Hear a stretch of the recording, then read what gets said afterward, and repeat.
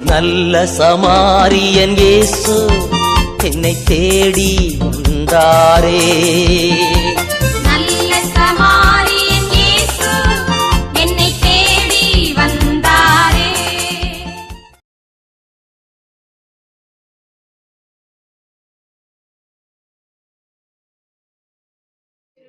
தெய்வமே சோஸ்தரமப்பா. வானம் உம்முடைய சிங்காசனம், பூமி உம்முடைய பாதப்படியப்பா.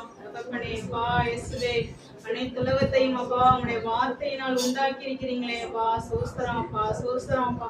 அப்பா அனைத்தும் உண்டாகுன்னு சொன்ன உடனே தகப்பனே அனைத்தும் உண்டாக்கி இருக்கிறதே அப்பா. நன்றி செலுத்தினோம்ப்பா. நன்றி அப்பா, நன்றி அப்பா. அப்பா எங்களுக்காக பலியானீரே அப்பா, எங்களுக்காக அப்பா ஜீவனையே தந்திருக்கிறவரே அப்பா. தகப்பனே அப்பா உங்களுடைய அன்பு பெரியது அப்பா. உங்களுடைய அன்பு அளவிட முடியாத அன்பு அப்பா. தகப்பனே கடைசி சொட்டு ரத்த வரைக்கும் அப்பா எங்களுக்காக சிந்தி அப்பா நீர் பலியா இருக்கிறீங்கப்பா, எங்களை மீட்டெடுப்பதற்காகவே அப்பா. தகப்பனே மகளே மகனே என்னிடத்தில் வா என்று சொல்லி அப்பா அழைக்கிற தெய்வமே அப்பா. நீர் ஒருவரே அப்பா, நீர் ஒருவரே அப்பா. நன்றி செலுத்திறாப்பா, நன்றி செலுத்திறாப்பா. நான் உன்னை விட்டு விலகுவதில்லை, உன்னை கைவிடுவதில்லை என்று சொல்லியிருக்கிறவரே அப்பா. சோஸ்தராப்பா. எந்த சூழ்நிலையிலும் பயப்படாதே பயப்படாதே பயப்படாதே என்று எங்களை ஆட்சி தேற்றி நடத்துகிறவரே அப்பா. சோஸ்தராப்பா. அப்பா நீர் பரிசுத்தரப்பா. அப்பா சேனைகளின் கர்த்தர் பரிசுத்தர் பரிசுத்தர் பரிசுத்தரப்பா. அப்பா உம்மை போற்றி புகழ்கின்றோம் அப்பா. ஒவ்வொரு நாவுகளும் அப்பா உம்மை துதிக்கிறோம். நன்றி அப்பா, நன்றி செலுத்துகிறோம் அப்பா. தகப்பனே அப்பா அற்புதங்களின் தேவனே, அதிசயங்களின் தேவனே அப்பா. அற்புதங்களையும் அதிசயங்களையும் அப்பா செய்து கொண்டிருக்கிறவரே அப்பா. எல்சடாய் சர்வ வல்லமையுள்ள தகப்பனே சோஸ்தரம் அப்பா. அப்பா அனைத்து உலகத்திற்கும் அதிபதியாய் இருக்கிறவரே அப்பா. ஆட்சி செய்கின்றவரே அப்பா. அனைத்து உலகத்தின் மீது கண்ணோக்கமாய் இருக்கிறவரே அப்பா. ஒவ்வொருவரும் அப்பா உம்முடைய சிருஷ்டிப்பு தகப்பனே அப்பா. உம்முடைய மூச்சு காற்று அப்பா. அப்பா எங்களை ஜீவனை கொண்டு அப்பா நடத்துகிறவரே அப்பா. நன்றி அப்பா. ஒவ்வொரு நாளும் உங்களுடைய கிருபை எங்களை தாங்குகிறதற்காக நன்றி அப்பா. பலன் இல்லாத நேரத்தில் பலனை கொடுத்து நடத்துகிறவரே அப்பா. நன்றி அப்பா. நன்றி தகப்பனே, நன்றி தகப்பனே அப்பா. கத்திற்காக காத்திருக்கிறவர்களும் புது பலன் அடைந்து கழுகளை போல செட்டைகளை அடித்து உயர எழும்புவார்கள். அவர்கள் ஓடினாலும் களைப்படையார்கள், நடந்தாலும் சோர்வடையார்கள் என்ற வாக்குக்காக அப்பா உண்மை சோஸ்தரிக்கிற தகப்பனே. நன்றி அப்பா, நன்றி அப்பா, நன்றி அப்பா. இப்போ உலகம் முடியும் வரை என்னாலும் நான் உங்களோடு இருக்கிறேன் என்று சொல்லி அப்பா எங்களை தேற்றி நடத்துகிறவரே அப்பா. நன்றி அப்பா. ஆதிமுதன் கூடாரத்தை அணுகாது பொல்லாப்பு நேரிடாதுன்னு சொன்னவரே அப்பா. நன்றி அப்பா, நன்றி அப்பா. பகலிலே வெயிலாகிலும் இரவிலே நிலவாகிலும் உங்களை சேதப்படுத்தாமல் காத்துக் கொள்வேன் என்று சொன்னவரே அப்பா. நன்றி அப்பா, நன்றி அப்பா. இப்போது எங்களோடு இருக்கிறவரே அப்பா, கைவிடாத தெய்வமே அப்பா. கரம் பிடித்து நடத்துகிறவரே அப்பா. உங்களுக்கு நன்றி செலுத்துகிறோம்ப்பா. நன்றி அப்பா, நன்றி அப்பா. உங்களுடைய ஆவி ஆத்மா சரீரம் அனைத்துக்கும் சொந்தக்காரர் நீர் ஒருவரே அப்பா, நீர் ஒருவரே அப்பா. நீங்க அப்பா உங்களுக்கு நன்றி செலுத்துகிறோம்ப்பா. துதிக்கான மகிமை அனைத்தும் ஒருவருக்கே செலுத்துகிறோம். இயேசுவின் நாமத்தினாலே ஜெபிக்கிறோம் ஜெபங்கள் நல்ல பிதாவே. ஆமென். சிங்காசனத்தில் வீற்றிருக்கும் பரிசுத்தரே பரிசுத்தரே,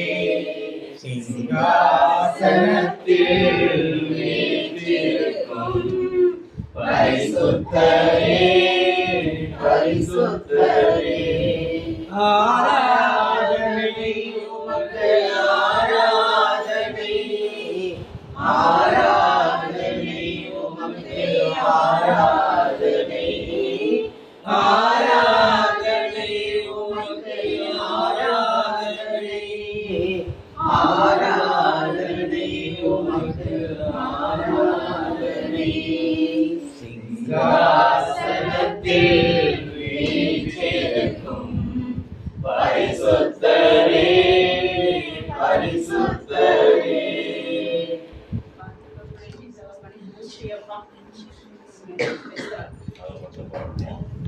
395 முதல் 2 வரிகள்.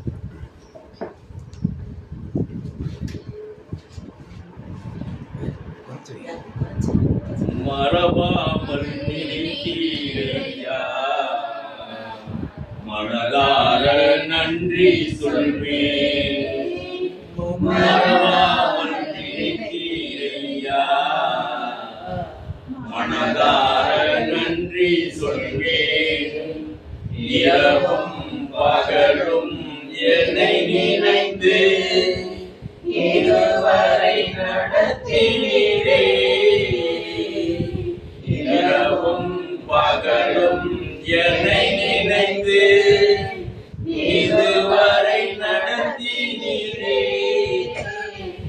நன்றி நன்றி ஐயா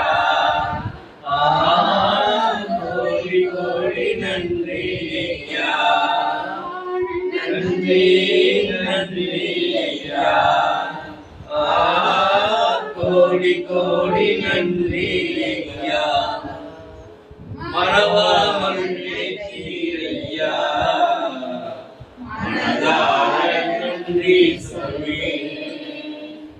நம்முடைய தேவன் நம்முடைய ஒவ்வொரு நாளும் மறவாமல் நமக்கு வேண்டிய அனைத்தையும் செய்து கொண்டிருக்கின்றார். அதற்கு நன்றி சொல்லுவதற்கு உங்களை அழைக்கின்றேன். இதுவரை நீங்க தேவனிடமிருந்து பெற்ற அனைத்து நன்மைகளுக்காகவும் நன்றி சொல்வதற்காக உங்களை அழைக்கின்றேன். இது ஒரு பெரிய சாட்சி. நம்ம சிஸ்டர் பிரதர் வந்து நம்ம ஊருக்கு ப்ரேயர் பண்ண வந்து அவங்க எங்க வீட்டு பக்கத்து வீட்டுக்கு தான் ஒரு பொண்ணுக்கு தவிர அவங்க பொண்ணு கவிதா, அவங்களுக்கு குழந்தை இல்லை, 14 வருஷம் குழந்தை இல்லை. அவங்கள அழைச்சிட்டு போனோம். போன வருஷம் சிஸ்டர் பிரதர் ஒரு 2 வருஷம் 1 வருஷம் இருக்கும். சிஸ்டர் பிரதர் வந்து அழைச்சிட்டு போய் அங்கே போய் ப்ரேயர் பண்ணோம். 14 வருஷத்துக்கு அப்புறம் இப்போ மாசமா இருக்கிறாங்க. அதனால கடவுளுக்கு அவ்வளோ நன்றி. அது பெரிய சந்தோஷம் எங்களுக்குள்ள, அவ்வளோ சந்தோஷமா இருக்குது. அவங்க வந்து சொன்னாங்க இந்த மாதிரி மாசமா இருக்கிறேன்ட்டு அந்த பொண்ணு ஃபோன் பண்ணி சொன்னாங்க, அந்த சிஸ்டர் பிரதருக்கு நன்றி சொல்லுங்க அப்படின்னு சொன்னோம். டெய்லி சிஸ்டர் பிரதர் அவங்களுக்காக ப்ரேயர் பண்ணிக்கிறாங்க. நம்ம கூட மறந்துடலாம். அவங்களுக்காக தனிப்பட்ட ப்ரேயர்ல வைக்கிறதுனால கடவுள் அவங்க ஜெபத்தை கேட்கிறாங்க. அதனால அவங்க எனக்கு அவ்வளோ சந்தோஷம். அவங்க ஒரே பையன், அவங்களுக்கு குழந்தைங்கிறதுக்கு இல்லையா, அவங்க அவ்வளோ வெறுத்து போய் அவங்க அம்மா அப்பா பார்த்தா அவ்வளோ வாட்டமா இருப்பாங்க. என் பிள்ளைக்கு ஒரு கனி கிடைக்கு, என் பிள்ளைக்கு ஒரு குழந்தை இல்லை, அப்படியே போயிடுவான்ட்டு ரொம்ப இருக்கப்ப இப்போ அவங்க மூச்சில் அவ்வளோ சந்தோஷம். கடவுள் கொடுத்துருக்காங்க. எனக்கு ரொம்ப நன்றி. எங்கள் குடும்பத்தில் எல்லாருக்கும் இந்த பிப்ரவரி மாதம் தான் என் பெரிய பையனுக்கு பிறந்தநாள், சின்ன பையனுக்கு எங்களுக்கு நேற்று தான் வெட்டிங்க. எல்லாம் இந்த மாதம் ஃபுல்லாக எங்கள் கடவுள் எங்கள் கூட இருந்து எல்லாத்துலையும் வழி நடத்தினாரு. எங்கள் தேவையை எல்லாம் நிறைவேற்றின தேவனுக்கு நன்றி. நன்றி நன்றி ஐயா கோடி கோடி நன்றி ஐயா நன்றி நன்றி ஐயா கோடி கோடி நன்றி ஐயா. எல்லாரும் சேர்ந்துதான் போய் ஜெபிச்சோம். அவங்க வந்து இயேசுவை அறியாத ஒரு குடும்பத்தை சேர்ந்தவர்கள். அவங்க வந்து நம்ம பிரேயர் மேல ஒரு நம்பிக்கை வைத்து, இயேசு மேல ஒரு நம்பிக்கை வைத்து நம்மளை கூப்பிட்டு இந்த புனிதா வாயிலாகவும் எஸ்தர் வாயிலாகவும் ஜெபிக்க சொல்லியிருக்கிறாங்க.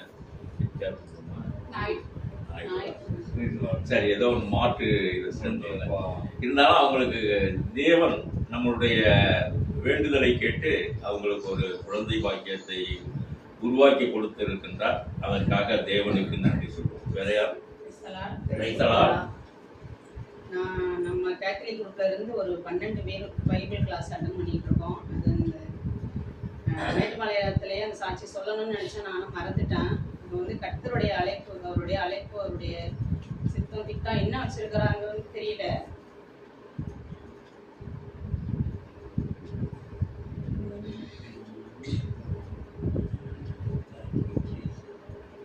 ஒரு 12 பேரை மட்டும் தேர்ந்தெடுத்து, அது ஃபர்ஸ்ட் டாபிக் வந்து கிளாஸ் எடுக்கும்போது அவர் சொன்னது, நீங்கள் எல்லாம் வந்து ஒரு விதை, இந்த விதையை வந்து விதையிலிருந்து ஒரு கனி மட்டும் காய்ச்சி பழுக்கிறது கிடையாது. அந்த கனியிலிருந்து 1000 கனிகள் வந்து நிறைய கனிகள் வந்து காய்ச்சி அது வந்து பலன் கொடுக்கும். அது மாதிரி உங்கள் வழியாக வந்து நீங்கள் நற்செய்தி சொல்லணும், அறுவடை செய்யணும். பரலோகத்துக்கு அவங்க வந்து எங்கே போகிறாங்க, இங்கே போகிறாங்க, அங்கே போகிறாங்க அப்படிங்கிறதெல்லாம் வந்து எதுவுமே வேண்டியது. எந்த சபைக்கு சர்ச்சுக்கு போனாலும் பரவாயில்ல, எல்லாமே வந்து தேவனை தான் ஆராதிக்கிறாங்க, இயேசுவை தான் ஆராதிக்கிறாங்க, பரவாயில்ல இருக்கட்டும். ஆனால் பரலோக ராஜ்யத்துக்கு நம்ம ஆத்மாக்களை அறுவடை செய்யணும். யாரும் வந்து சாத்தானுடைய வலையில விழுந்து நரகத்துக்கு போகாதபடிக்கு நம்ம வந்து இயேசுவை பற்றி மக்களுக்கு சொல்லணும் அப்படிங்கிற ஒரு இயக்கத்தில் ஃபஸ்ட்டு கிளாஸே ஸ்டார்ட் பண்ணிச்சு. அது உள்ளுக்குள்ள வந்து அந்த வார்த்தை பேசிக்கிட்டே இருக்கு. கடவுளுக்கு நன்றி. எங்களையும் நான் அட்டன் பண்ற மாதிரி எனக்கு எல்லாருமே வந்து படிச்ச பிள்ளைங்க, 12க்கு மேல படிச்ச பிள்ளைங்கள தான் வந்து அந்த அப்ளிகேஷன்ல போட்டுருந்துச்சு. பார்த்தேன் 12வது மேல படிச்ச பிள்ளைங்க அப்படிங்கிறத நான் வந்து 10வது தான். 2வது 50 வயசுக்குள்ளதான் அப்படின்னு சொன்னாங்க. அது படிச்ச பிள்ளைங்களா தானே கேட்டுருக்கிறாங்க, நம்மளுக்கு இதெல்லாம் இல்லை அப்படின்னு சொல்லி நான் விட்டுட்டேன். என் வீட்டுக்காரங்க தான் வந்து சொன்னாங்க, நீ போடு அப்படின்ட்டு. அப்புறம் பிரீத்தியும் ஃபோன் பண்ணி சொன்னிச்சு, பரவாயில்லக்கா நீங்க போடுங்கக்கா அப்படின்னு. சொல்லிச்சு, அப்ளிகேஷன் ஃபார்ம் தானே நீங்கள் ஃபில்அப் பண்ணுங்க பார்த்துக்கலாம் அப்படிங்கிற மாதிரி ஃபில்அப் பண்ணி அனுப்பலாம். வந்து அதுலேயே ஏசப்பா பக்தர் வந்து கிருபை வச்சு பாராட்டு கிருபைக்காக அவர் கொடான கோடி நன்றி. நன்றி நன்றி ஐயா, கோடி கோடி நன்றி ஐயா. எங்களை இருந்த உங்களுடைய வார்த்தைகளில் வழி நடத்துகின்றேன். உங்களுடைய வார்த்தைகள் அந்த பைபிள் சொல்லி இருக்கின்ற வார்த்தைகளில் அப்படியே வழி நடத்துகின்றேன். தந்தை இறைவா, அவர்கள் என்ன சீட் ஆஃப் பைபிள் காலேஜா? சரி, அந்த இது வந்தோடனே பிரித்தி தான் உடனே ஃபோன் பண்ணி கேட்டுச்சுது. சரி, நீ எவ்வளவு செய்ய முடியுமோ செய்ய அப்படின்னு சொன்னோம். வேறு எதை ஹெல்ப் வேணாலும் செய்வோம் அப்படின்னு சொன்னோம். அதனுடைய முயற்சி தான் அதிகமாக, அதுதான் பிரித்தினுடைய முயற்சி தான். இதில் வந்து 10% அப்படின்னு சொல்லணும். அதுதான் எல்லாரையும் கான்டாக்ட் பண்ணி ஒவ்வொருத்தரையாக சேர்த்து அவங்களுக்கு எதுவும் இடர்பாடுகள் இருந்தால் அதையும் நிவர்த்தி செய்வதாக சொல்லி அந்த இதை ஏற்படுத்தி பிரித்தி கொடுத்திருக்கின்றாப்புல. அவரோடு சேர்ந்து இயேசுவோடு இணைந்து அவரும் செயல்பட்டிருக்கிறார் என்பதற்காக அவருக்கும் ஒரு நன்றி சொல்லி அடுத்த சாட்சியை அடைகின்றேன். அடுத்த சாட்சி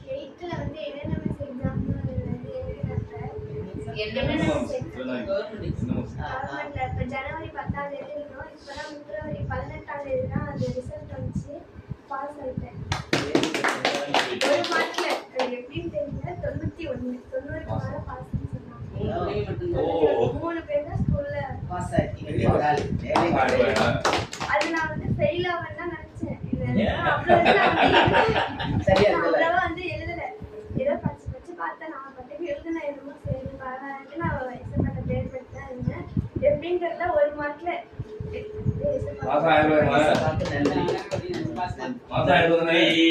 நன்றி ஐயா,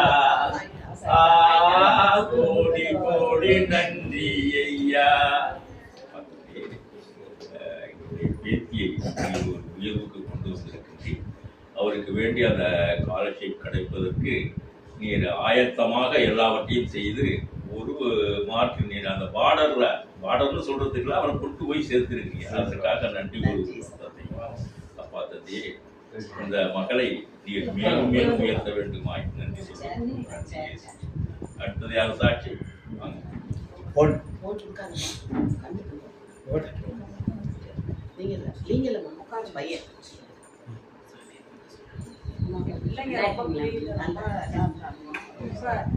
அவங்க யாருமே குடிக்காதப்பா அப்படின்னு சொன்னா கூட, நீ அதை பத்தி சொல்லாதம்மா, நீ அதை பத்தி கூட சொல்லாத, நான் எல்லாமே செய்யறேன், குடிக்கிறத மட்டும் நீ சொல்லவே சொல்லாத, நான் குடிக்கிறேன். அப்படியே 2 பேருமே குடிக்கிறாங்க. 2 பேருமே அப்படி யார் சொன்னாலும், யாரை வச்சு சொன்னாலும் கேட்க மாட்டாங்க. எப்படியாப்பட்டவங்க, எப்படி அவங்களுக்கு பிரியமானவங்க சொன்னா கூட அதை பத்தி மட்டும் பேசாதீங்க அப்படின்னு சொல்லுவாங்க. இன்னைக்கு நாங்கள் ப்ரேயர் பண்ண வந்ததுலேருந்து என் பிள்ளைங்க தன்னாலேயே கடவுள் போய் அவங்கள்ட்ட பேசி தன்னாலேயே நிப்பாட்டிட்டாங்க. கொஞ்சமா நிப்பாட்டிட்டாங்க. ஓரளவுக்கு எல்லா காரியத்திலையும் நல்லா இருந்தாங்க. அந்த ஒரு காரியத்துல மட்டும் அவங்கள ஒண்ணுமே பண்ண முடியாது. யாரும் சொன்னாலும் கேட்க மாட்டாங்க. இன்னைக்கு கடவுள் சொல்லிதான் ஏசப்பா அவங்க மனசுல போந்துதான் ஓரளவுக்கு கொஞ்சம் நாளா வந்துட்டாங்க. கடந்து போன பாதையை திரும்பி பார்க்கிறேன், கண்ணீரோடு கர்த்தாவே நன்றி சொல்கிறேன். கடந்த பாதைகளை திரும்பி பார்க்கிறேன், கண்ணீரோடு கர்த்தாவே நன்றி சொல்கிறேன். நன்றி சொல்கிறேன், நன்றி சொல்கிறேன். அப்பா உமக்கு நன்றி, ராஜா உமக்கு நன்றி, உமக்கு நன்றி, ராஜா உமக்கு நன்றி. கடந்து வந்த பாதைகளை திரும்பி பார்க்கிறேன், கர்த்தாவே நன்றி சொல்கிறேன்.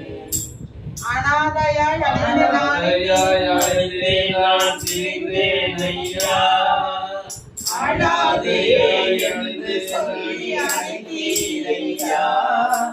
அனாதையாய் அழைத்தேன் நான் திரிந்தேன் ஐயா, அழாதே என்று சொல்லி அழைத்தீரையா அப்பா உமக்கு நன்றி ராஜா உமக்கு நன்றி அப்பா உமக்கு நன்றி ராஜா உமக்கு நன்றி எதிராய் வந்த சூழ்ச்சிகளை முறியடித்தீரே எதிராய் வந்த சூழ்ச்சிகளை முறியடித்தீரே எந்த நிலையிலும் உம்மை துதிக்க வைத்தீரே எந்த நிலையிலும் உம்மை துதிக்க வைத்தீரே அப்பா உமக்கு நன்றி ராஜா உமக்கு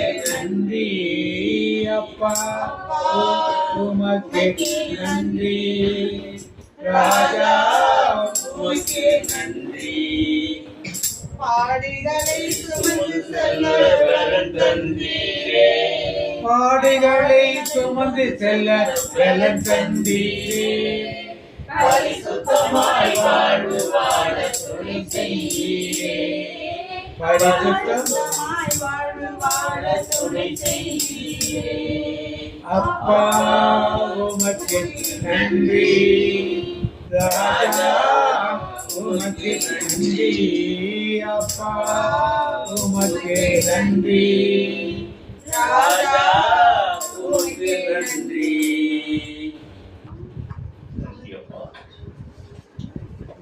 இந்த மகனை நீ தன்னுடைய வழியில் இருந்து நிறுத்துவதற்கு அப்பா தந்தை நீர் அவர்களுக்கு வேண்டிய அறிவுரைகளை கூறி அவரை திருத்த வைத்திருக்கின்றேன்.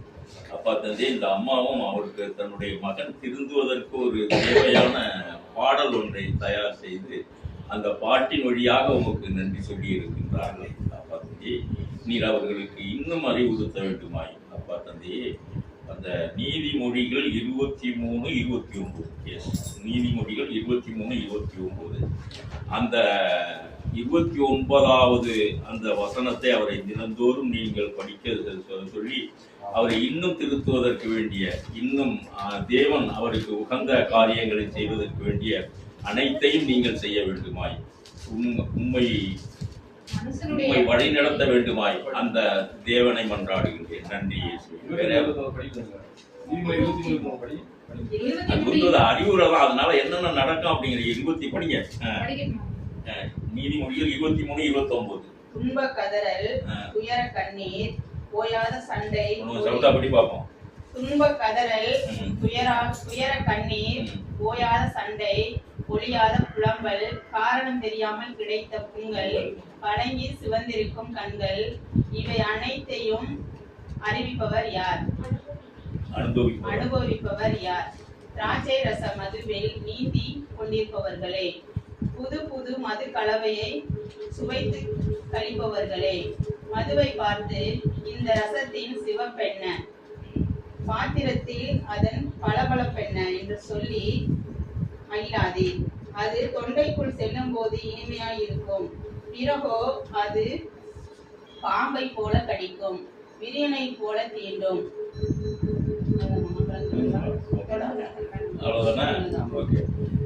அதாவது இப்ப இதெல்லாம் பையன் சொல்லிட்டு இருந்தாரு, என்ன பாருங்க கேட்காதீங்க. நீதிமொழிகள் 23:29 இத தினம் படிக்க சொல்லுங்க. அவர் கொஞ்சம் இன்னும் நல்லா சூப்பர், நம்மளை விட நல்லா ஒரு ரூம் ஒண்ணு கொண்டு வந்து வெளியில வந்து ஒண்ணு வச்சிருந்தாங்க. அது பார்த்து சொல்லிட்டாங்க, அவங்க சொல்லிட்டாங்க அதை வந்து எடுக்க கூடாது, எடுக்கவே எங்களை விடல. அதை வந்து சாமி படத்துல கொண்டு வந்து இதை இயேசோட அந்த படத்தை வச்சிருந்தோம், அதை எங்களை எடுக்க உள்ள நாங்க எடுத்து வச்சிட்டோம். இப்போ எடுத்துட்டோம். இனிமே சரியா வந்துடுவாரு, கடவுள் வழி நடத்துவாரு. நீங்களும் ஃபாலோ பண்ணுங்க.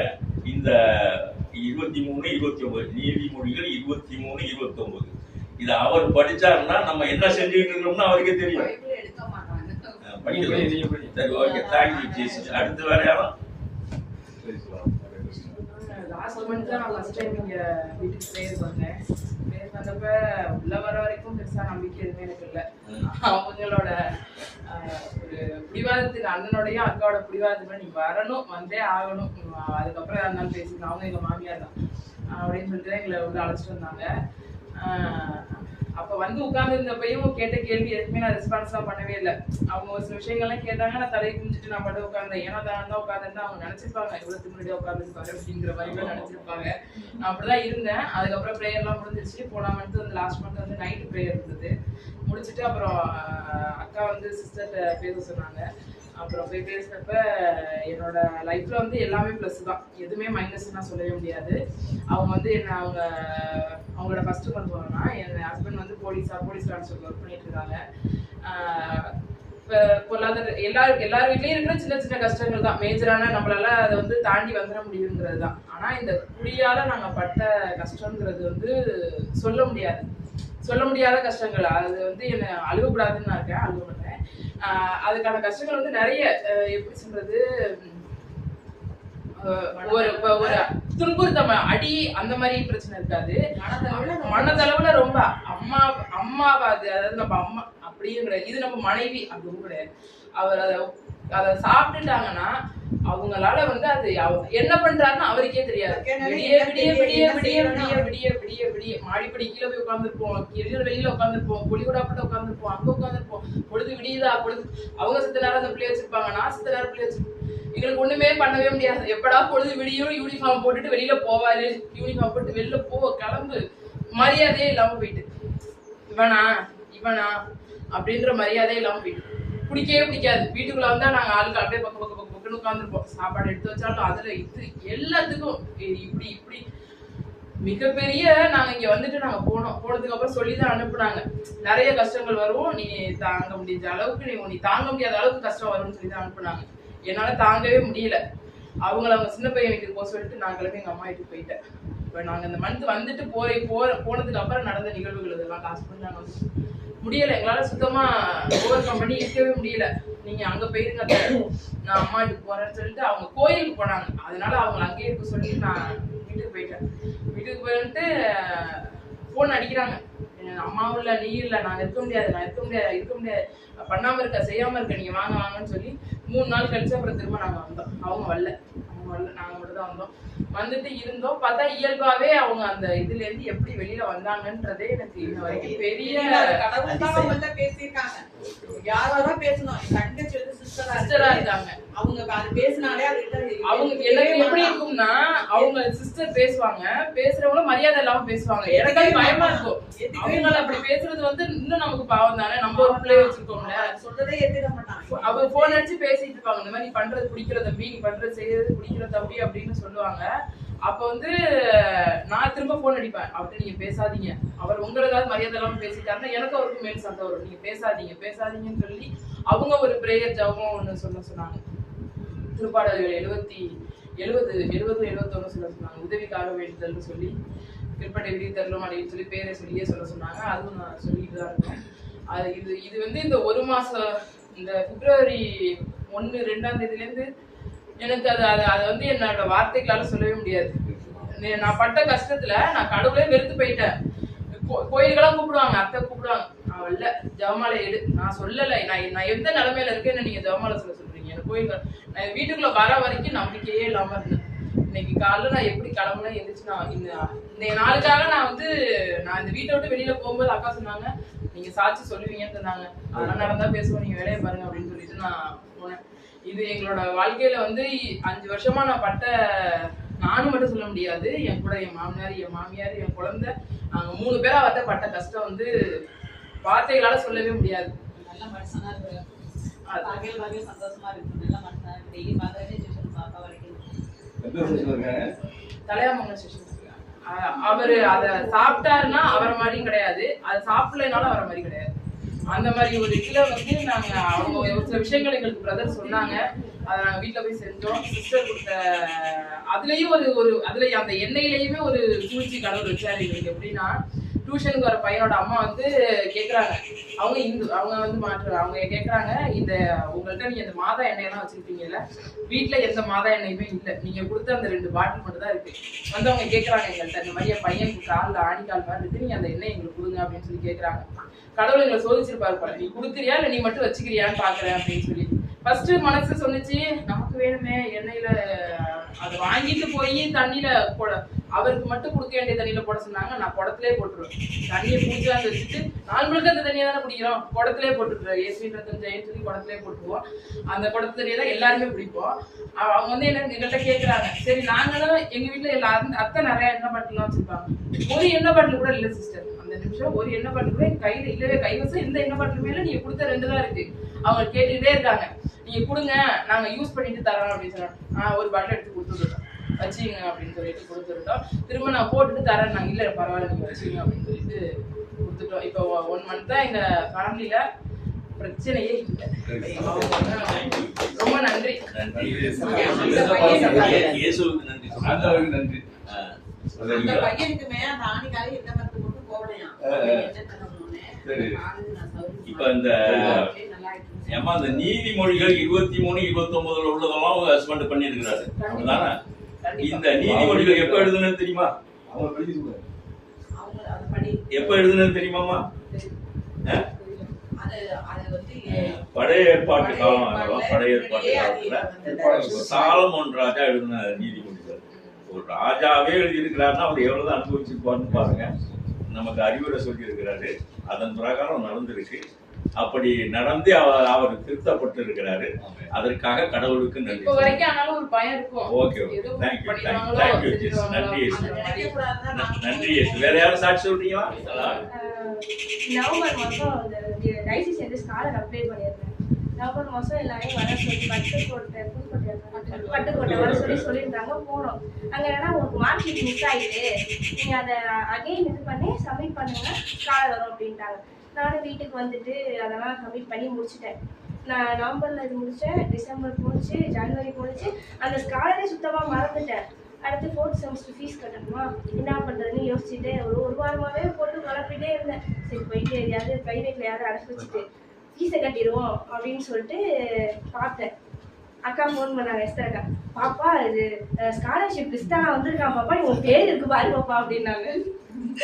பேரை அப்படியே விட்டுட்டு போய் போன பார்த்து, அக்கா எனக்கு வந்திருக்குக்கா, முதல்ல போ நோட்டீஸ் போர்டில் இருக்கும், நீ போயிட்டு ஃபாதர்கிட்ட வாங்க, நான் ஊரில் இருக்கேன்க்கா, சாட்டர்டே தான் பாப்பா வர சொல்லியிருக்காங்க, நீ வா பாப்பா அப்படின்னாங்க. சாட்டர்டே காலையில் கிளம்பி வந்து ஃபாதர்கிட்ட வாங்கிட்டு போயிட்டு செக்கு போட, சாட்டர்டே வந்து திங்கக்கிழமை பேங்க்குக்கு போனேன் செக்கு போடுறது. 10 நாள் அவங்க காசை ஏற்றியே விடலைங்க. நான் பாட்டு நேராக போய் ஐசிஐசிஐ பேங்க்ல யாரும் போட்டிருப்பேன். அவங்க தான் சொன்னாங்க, நீ இந்தியன்ல தானே நீ வச்சிருக்க அக்கௌண்ட்டு, நீ அங்கேயே போடு பாப்பா அப்படின்னு சொன்னாங்க. சரின்னு சொல்லிட்டு போனால் 10 நாள் காசு ஏறவே இல்லை. காலேஜ் நோட்டிஃபிகேஷன் இருந்துச்சு, ஃபீஸ் கட்டாதவங்க கட்டுங்க, ஃபீஸ் கட்டாதவங்க கட்டுங்க, இல்லைன்னா கமிஷன் அட்டன் பண்ண விட மாட்டேன். கமிஷன் அட்டன் பண்ணால் எனக்கா பக்கு நைட்டு வேற எப்படியாவது பண்ணோன்னா நேற்று நைட்டு ஏறி இருக்கு. இதுக்கப்புறம் தான் போயிட்டு ஜிபி பண்ணி விட்டோம்னா காலேஜ் நல்ல வேலை திங்கக்கிழமை காலேஜ் போகணுமே என்ன பண்ணுறது யோசிச்சுட்டே இருந்தேன். ஏறிட்டு இது பண்ணிட்டேன்.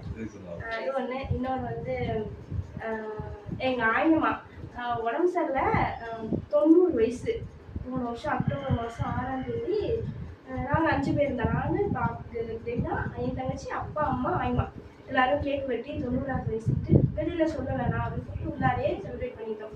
அப்புறமா எனக்கு பெரியப்பா இருக்காங்க, அவங்களாம் ஊர்லேருந்து வந்ததுக்கப்புறம் எல்லாரையும் கூப்பிட்டு ஒரு ஃபங்க்ஷன் பண்ணுவோம், அம்மா பேரை வச்சு எல்லாருக்கும் ஒரு கேக் வெட்டி ஃபங்க்ஷன் பண்ணுவோம் அப்படின்னு நினச்சிட்டு இது பண்ணிட்டு இருந்தோம். லீவும் ஒத்து போகவே இல்லை. பெரியப்பாவுக்கு பொங்கல் லீவில் வேலை வந்துட்டு இருந்துச்சு, அப்படியே ஒத்து போகல, போஸ்ட்போன் ஆகிட்டே இருந்துச்சு. எப்படியாவது இந்த வருஷம் பண்ணிடுவோம் அப்படின்ட்டு இருந்தோம். ஜனவரி மாதம் 28ஆம் தேதி ஒன்றுமே நடக்கல. பெரியப்பா வந்திருந்தாங்க அன்றைக்கி ஒரு ஃபங்க்ஷனு, அதனால் பெரியப்பா சென்னையிலேருந்து வந்திருந்தாங்க. வந்துட்டு ஃபங்க்ஷன் போயிட்டு வந்தாங்க. எப்போவுமே பெரியப்பா வந்துட்டு போனாங்கன்னா எங்கள் ஆயமா பரபரன்னு இருப்பாங்க. தேங்காய் பறிக்கிறது என்ன, உரிக்கிறது என்ன, கருவேப்பில்லை, குறிஞ்சாங்கிறது எல்லாம் பண்ணுவாங்க. பெரியப்பாவுக்கு சுகரா குறிஞ்சாங்க எல்லாம் பறிப்பாங்க. வந்து நான் பேப்பர் கரெக்ஷன் பண்ணிட்டு இருந்தேன். பாப்பா கவர் இருந்தால் கூட பாப்பா நான் கருவேப்பிலை பறிக்கணும் பெரியப்பாக்கு அப்படின்னாங்க. கொல்லை பக்கத்துலேருந்து தெரு பக்கம் வந்து இதை கேட்டாங்க. எடுத்து கொடுத்து நான் இது பண்ணிட்டு இருந்தேன். எப்போவும் அவங்க தான் பறிப்பாங்க, எல்லாமே அவங்க தான் பண்ணுவாங்க. அவங்க தான் பண்ணிக்கிட்டு இருந்தாங்க. அப்பா கடைக்கு போயிருந்தாங்க. குறிஞ்சாங்கீரையும் பறிச்சுட்டு கருவேப்பிலை பறிச்சுட்டு பேக் பண்ணி முடிச்சுட்டாங்க. 4 மணிக்கு டீ போட்டுட்டு அம்மா போய் கூப்பிட்டாங்க. அப்பா பெரியப்பாலாம் வந்துட்டாங்க. எந்திரிக்கிற ஆயமா கான்ஷியஸ் சுத்தமாக இல்லை. நல்லா கிரேசி வீட்டில் இருந்தா. பாப்பா ஆயமா கான்ஷியஸ் இல்லாமல் இருக்காங்க, பார் பாப்பா அப்படின்னா அவள் ஸ்டெப்பு பிபி மிஷின்லாம் வச்சு பார்த்துட்டாக்கா பல்ஸ் ரொம்ப கம்மியாக இருக்குது அப்படின்னு சொல்லிட்டு 108 ஃபோன் பண்ணி ஆயமாவை ஏற்றி போனோம். பாதி வெளியில் சிப்ஸ் போடுவாங்களா 108 போட்டோன்னே சரியாயிட்டாங்க. மெடிக்கல் போனால் அவங்க நல்லாதாம்மா இருக்காங்க, எதுக்குமா கூட்டிகிட்டு வந்தீங்க அப்படின்னு. இல்லை இந்த மாதிரி கான்ஷியஸ் இல்லாமல் இருந்தாங்க, அதனால தான் வந்தோம் அப்படின்னு சொல்லிட்டு கிரேசி சொன்னால், இல்லைம்மா அவங்க நல்லா தான் இருக்காங்க, எந்த பிரச்சனையும் இல்லை, இல்லை அவங்களுக்கு ஆல்ரெடி ஹார்ட் ப்ராப்ளம் இருக்குது, நீங்கள் எதுக்கு பார்த்துங்க அப்படின்னா இசிஜி இருக்கும் எல்லாமே எடுத்தாங்க. அவங்க நல்லா தான் இருக்காங்க, நீங்கள் போங்க அப்படின்னு சொல்லி அனுப்பிட்டாங்க.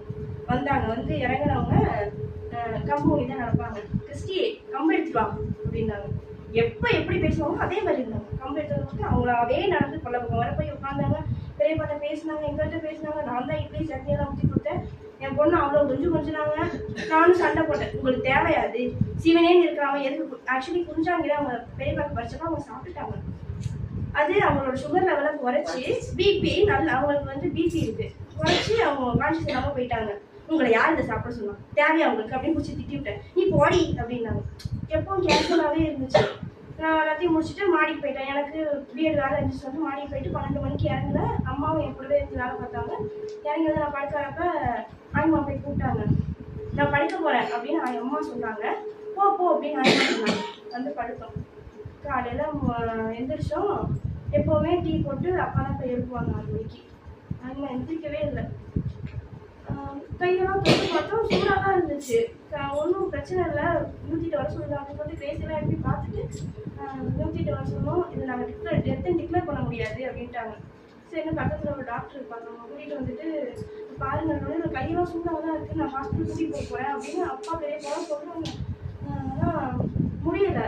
இல்லைண்ணே எல்லாத்தையும் சொல்லி எடுத்துருங்கண்ணே முடிஞ்சிச்சு அப்படின்னு யோசிக்கவே இல்லை.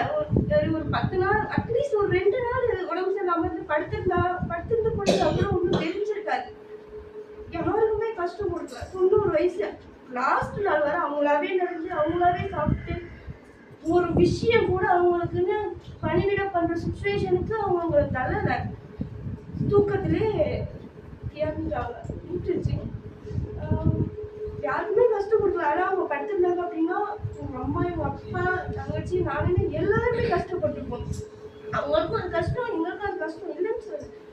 அவங்களும் கஷ்டப்படாம அவங்களுக்கு கஷ்டம் கொடுக்காம ஆண்டவங்க நல்லபடியாக எடுத்துக்கிட்டாங்க. அவங்க ஆசை அவங்க பெரிய பேத்திக்கு கல்யாணம் ஆகும். அக்காவுக்கு பார்த்துட்டு இருக்காங்க, இன்னும் ஆகலை. அதுதான் அவங்களோட பெரிய ஆசையே. அது மட்டும் நிறைவேறுச்சுன்னா எங்கள் வாங்கிட்டுலாம் நல்லா இருப்பாங்க. அது மட்டும்தான். மறுநாள் எழுந்திரிச்சு எப்பவுமே எழுந்திரிச்சு கொல்லப்போது தான் போகும், திருப்பக்கம் வர மாட்டோம். கூப்பிடுற மாதிரியே இருக்கும். நைட்டு ஃபுல்லாக தடவை சுடுதண்ணி போட்டு குளிக்க வரியா இல்லையா இப்படியே தான் ஒரு கண்டினியூஸாக 1 வாரம் இதே மாதிரி தான் கனவு வந்துச்சு. அப்பா சுடுதண்ணி போட்டு குளிக்க வரியா இல்லையா, காலேஜ் போகணும் கிளம்பு, இப்படியே தான் சொல்லிட்டு இருந்தாங்க. எந்த கஷ்டமும் இல்லாமல் போயிட்டாங்க. அவங்க யாருக்குமே கஷ்டம் கொடுக்கல. இருந்த வரையும் சரி, போகிறப்பையும் சரி, அம்மாவுக்கும் சரி, எங்களுக்கும் சரி கஷ்டம் கொடுக்காம போயிட்டாங்க. அந்த பிள்ளைதான் ரொம்ப எங்கிட்டா எந்திரிச்சோட போய் அவங்க அங்கதான் நிற்பா பாட்டின்னு.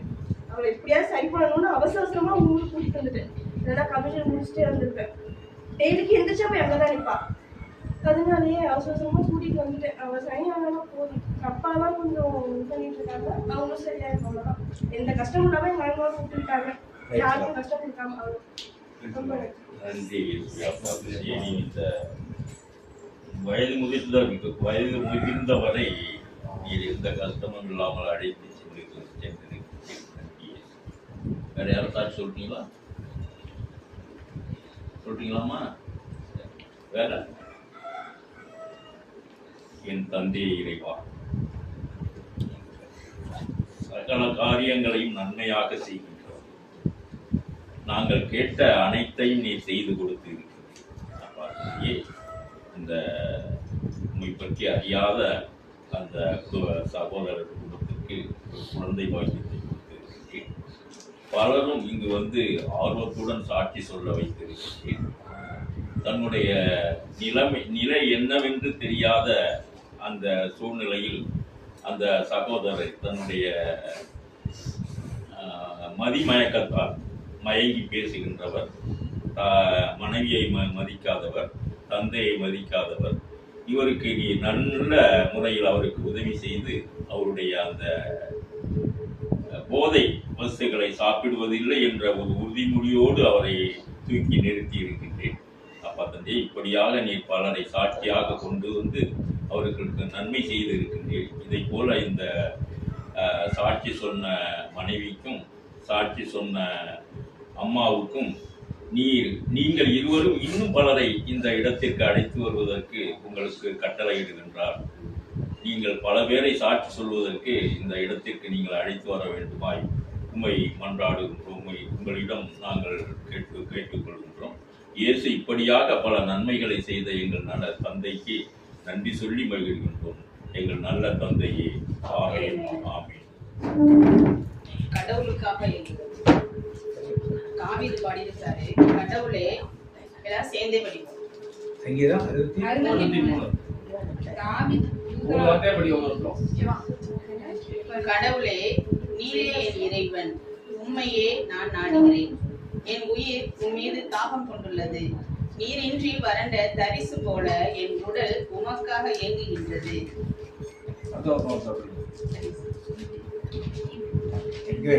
மாற்றலையும் மாற்றி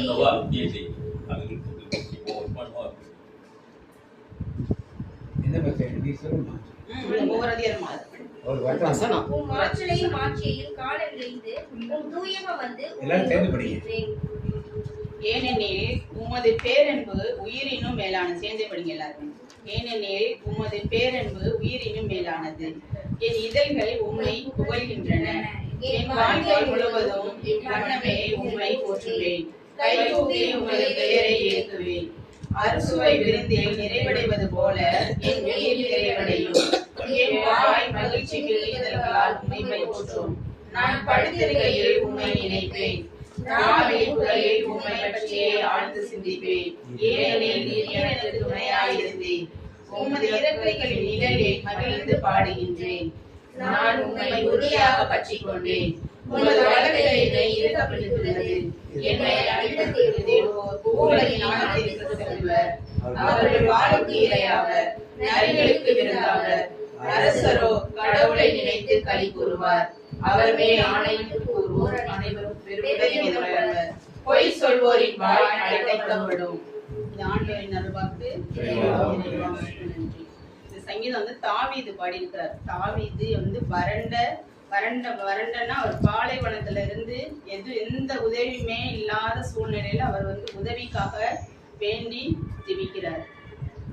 கடவுளை நோக்கி, கடவுளே என் இறைவா, உண்மை நான் நாடுகிறேன் அப்படின்னா என் உயிரை விட, என் உறக்கத்தை விட, என் உணவை விட நான் உன் மீது தாகம் கொண்டுள்ளேன்னு சொல்லி எல்லாத்தையும் இழந்த சூழ்நிலையிலையும் தாவீது கர்த்தரை நோக்கி இந்த வசனத்தை வந்து அதிகாரத்தை வந்து அவர் பாடலா வந்து பேசப்பாட்ட பாடிக்கிட்டு இருக்கிறாரு. அதான் அந்த அதிகாரம் முழுவதும். என் உணவை விட, என் ஜீவன், என் ஆத்மா வந்து உன் மீது தாக்கம் கொண்டுள்ளது. என் உணவை விட, என் உயிரை விட, என் உறக்கத்தை விட அப்படிங்கிறத அந்த அதிகாரம் முழுவதிலும் உள்ள வசனமே. நான் படுத்திருக்கையிலும் உம்மை நினைப்பேன். இந்த விழிப்புகளிலும் உம்மை பற்றியே ஆழ்ந்து சிந்திப்பேன். அப்ப நம்ம படுத்திருக்கையிலையும் வந்து திடீர்னு முழிப்பு வரும். முழிப்பு வரும்போதும் வந்து நம்ம வந்து ஏசப்பா சோஸ்தரம் நன்றி அப்படின்னு சொல்லி திரும்பி கொடுக்கணும். அப்படி சொல்லி அந்த தாவீது நம்மளுக்கு கற்றுக் கொடுக்குற பாடம் இந்த அதிகாரம். சங்கீதம் 63.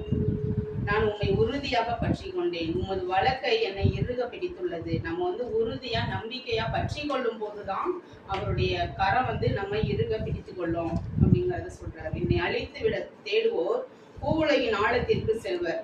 அப்ப யாருமே வந்து நம்மளை வந்து அழிந்து போகணும் அப்படின்னு யார் யோசிச்சாலும் ஏசப்பா நம்ம கூட இருக்கும்போது எந்த தீங்குமே வந்து நேரிடாது அப்படின்னு சொல்லுங்க வசனம். அவர்கள் வாளுக்கு இரையாவர். நம்ம எதுவுமே செய்ய வேண்டியதில்லை. அவர்கள் வந்து வாளுக்கு இரையாவர், நரிகளுக்கு விருந்தாவர். அரசரோ கடவுளை நினைத்து களி கூறுவர். அப்ப வந்து நம்ம நம்பிக்கையா இருக்கோம். அவர் மேல் ஆணையிட்டு கூறுவர். அனைவரும் பெருமிதம் கொள்வர். பொய் சொல்வோரின் வாய் அடைக்கப்படும். இப்ப நம்மளை பத்தி என்ன பொல்லாங்கு பொய் பேசினாலும் அவருடைய வாயை வந்து ஏசப்பாவை பார்த்துக் கொள்வாரு. அவர் என்ன செய்வார். அது அந்த சங்கீதத்தோட வசனம். ஆமென். அல்லேலூயா.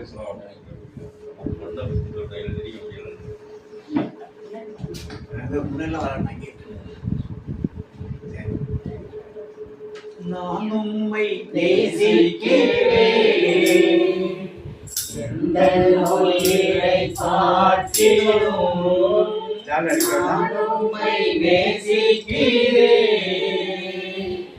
எந்த நோயை பார்க்கிலும் ஆராய்வேன் உம்மை நான் உண்மை மனதுடன் ஆராதிப்பேன் உம்மை நான். ஒவ்வொரு நாட்களிலும் பிரியாமல் கடைசி வரை ஒவ்வொரு நிமிடமும் கிருபையால் நடத்துகிறீர். வரியை திருப்பி பாடுவோம். ஒவ்வொரு நாட்களிலும் பிரியாமல் கடைசி வரை ஒவ்வொரு நிமிடமும் கிருபையால் நடத்துகிறீர். அந்த கிருபையால் எல்லாம் கண்களில் கொடுக்கும். யாரையும் வெடிக்க பார்க்க வேண்டாம். கிருபையால் நடத்துகிறது அவர்தான். இங்கே உங்களை அழைத்து வந்தது புனிதமாக இருக்கலாம், ஆலோசனை கொடுத்து அழைத்து சாப்பிடுறதா இருக்கலாம், ஆண்டு வார்த்தை சொன்னது பாண்டியர் பிரதராக இருக்கலாம், புலம்புல திருத்தா இருக்கலாம். ஆனால் கிருபையால் நடத்துகிறவர் அவர்தான். அவரை விட்டுறாதீங்க. மனிதர்களை தேடி வராதீர்கள், தேவனை தேடி வாருங்கள். நான் உம்மை நேசிக்கிறேன். எல்லாரும் சேர்ந்து சொல்லுங்க. நான் உம்மை நேசிக்கிறேன். இந்த நோயீரை பார்க்கிலும்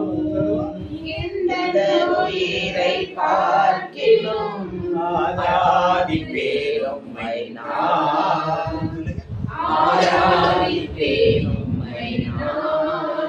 உண்மை மனதுடன் மனதில் யார் இருக்கிறார் என்று பாருங்கள். உலகத்தின் காரியங்கள் இருக்கிறதா, ஆண்டவர் இருக்கிறார் என்று பாருங்கள். நாம் பல சபைகளுக்கு பல ஆலயங்களுக்கு செல்லலாம். ஆலயத்தில் தான் ஆண்டவர் இருக்கிறார் என்று தேடி சென்று கொண்டிருப்போம். ஆலயத்தில் ஆண்டவர் இருக்கிறார், ஆனால் இடத்தில் இருக்கிறார். நான் அவர் ஆலயம் எனக்குள்ளே இயேசு. நல்லா உணர்ந்து சொல்லுங்க. ஆண்டவர் ஆலயம் எனக்குள்ளே இயேசு. ஆண்டவர் ஆலயம் எனக்குள்ளே இயேசு.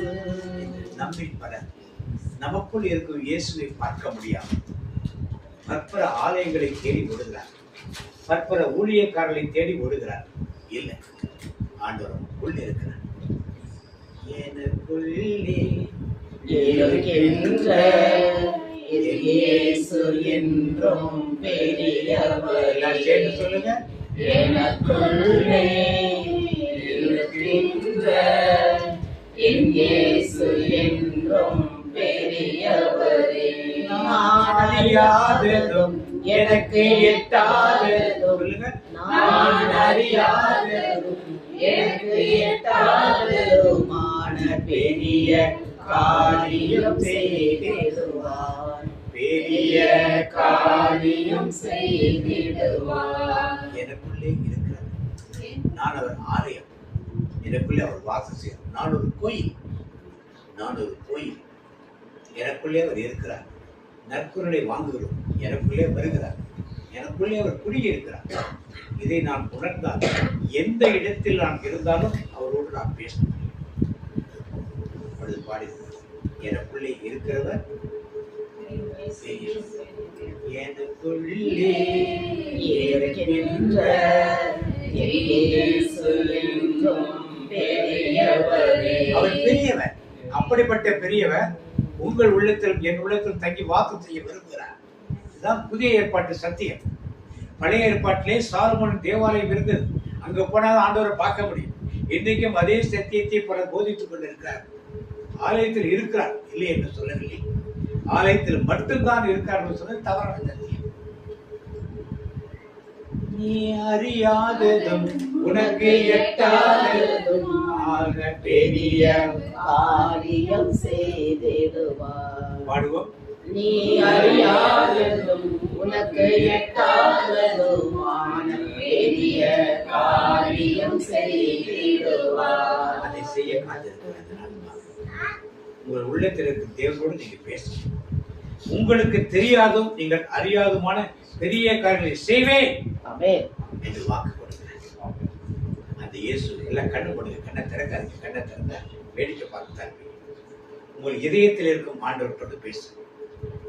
உங்கள் இதயத்தில் குடிகண்டிருக்க ஆண்டவர் நீங்க வச்சிருக்கீங்க. ஆண்டவர்கிட்ட பேசு. நீங்கள் அறியாததும் எட்டாவதுமான பெரிய காரியங்களை செய்வார்.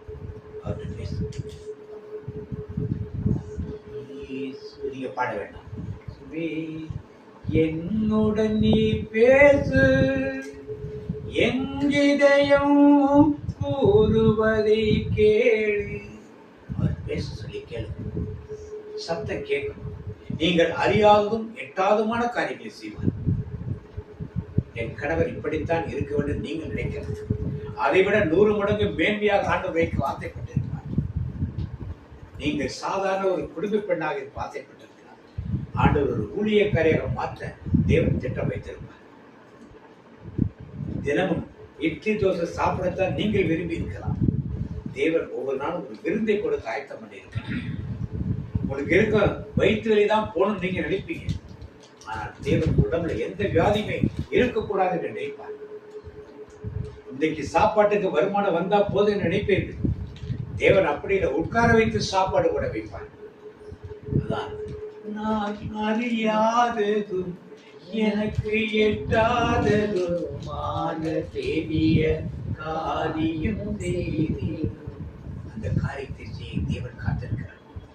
உங்கள் படிப்போ, உங்கள் மனைவியோ, உங்கள் கணவரோ, உங்கள் பிள்ளைகளோ, மாமனாரோ, மாமியாரோ, தாயோ, தகப்பனோ, வீட்டில் உள்ள முதியவர்களோ யாரை குறித்தும் நீங்கள் கலக்க வேண்டாம். அவர்கள் பேசுங்க. நீங்க ஏசப்பா, என் உள்ளத்தில் இருக்கிற ஏசப்பா, எனக்குள்ளே இருக்கின்றவரே, நான் அறியாத வெட்டாதமான காரியத்தை செய்வர்கள் சொல்லி என் கணவனை குறித்து என்ன, என் மனைவியை குறித்து என்ன, என் பிள்ளைகளை குறித்து என்ன, என் பெற்றோரை குறித்து என்ன, மாமனார் மாமியாரை குறித்து என்ன, என் வருமானத்தை குறித்து என்ன, என் படிப்பை குறித்து என்ன, நீ எதிர்காலத்தை குறித்து என்ன, வீடு கட்டுவதை குறித்து என்ன, எல்லாம் கேளுங்க. அவர் பேசுவார். அவர் பேசுவார்.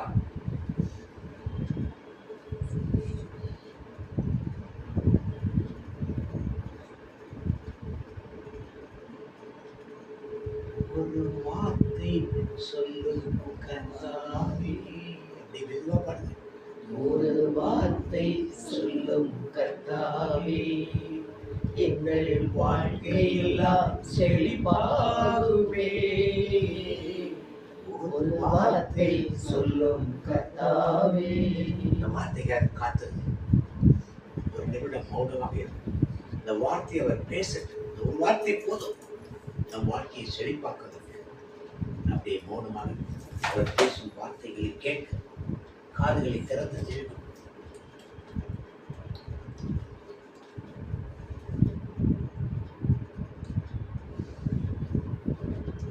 நீங்க பாட வேண்டும். ஒரு வார்த்தை சொல்லும் கர்த்தாவே, என் வாழ்க்கையெல்லாம் செழிப்பாகுமே. ஒரு வார்த்தை சொல்லும் கர்த்தாவே, உன் வார்த்தையிலே சுகம், உன் வார்த்தையிலே மதுரம், உன் வார்த்தையிலே சுகம், உன் வார்த்தையிலே மதுரம், உன் வார்த்தையிலே எல்லாம் கொண்டாட்டம், உன் வார்த்தையிலே எல்லாம் கொண்டாட்டம். பேசுமானது உண்மை தேடி வந்திருக்கின்ற பிள்ளைகள், இதயத்தில் வைத்திருக்கின்ற பிள்ளைகள், இவர் உள்ளத்திலே நீ வாக்கு செய்கிற கோயிலாக இவர்கள் இருக்கிறார். இவர்களெல்லாம் சாதாரண இல்லாண்டவரே, நாங்கள் உம்முடைய ஆலயமாக இருக்கிறோம். நீர் எங்கள் உள்ளத்தில் வாக்கு நீர் பேசும். நீர் எங்களோடு இருக்கும்போது ஏன் இப்படி நிந்தனைகள், அவமானங்கள், கவலைகள், கஷ்டங்கள் எல்லாம் ஏன் என்று சொல்லும். எங்களோடு பேசும். பேசும்.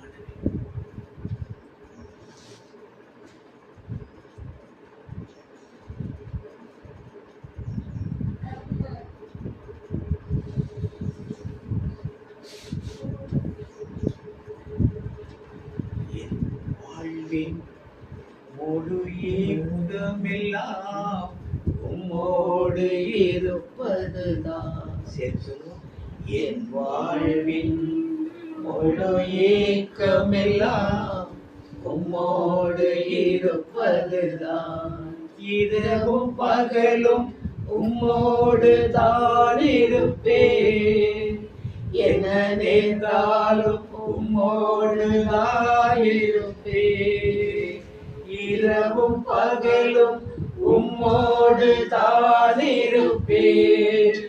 என்ன நேர்ந்தாலும் உம்மோடு தான் இருப்பேன், எப்போதுமே உம்மோடு தான் இருப்பேன். சொல்லுவோம் எல்லாரும்.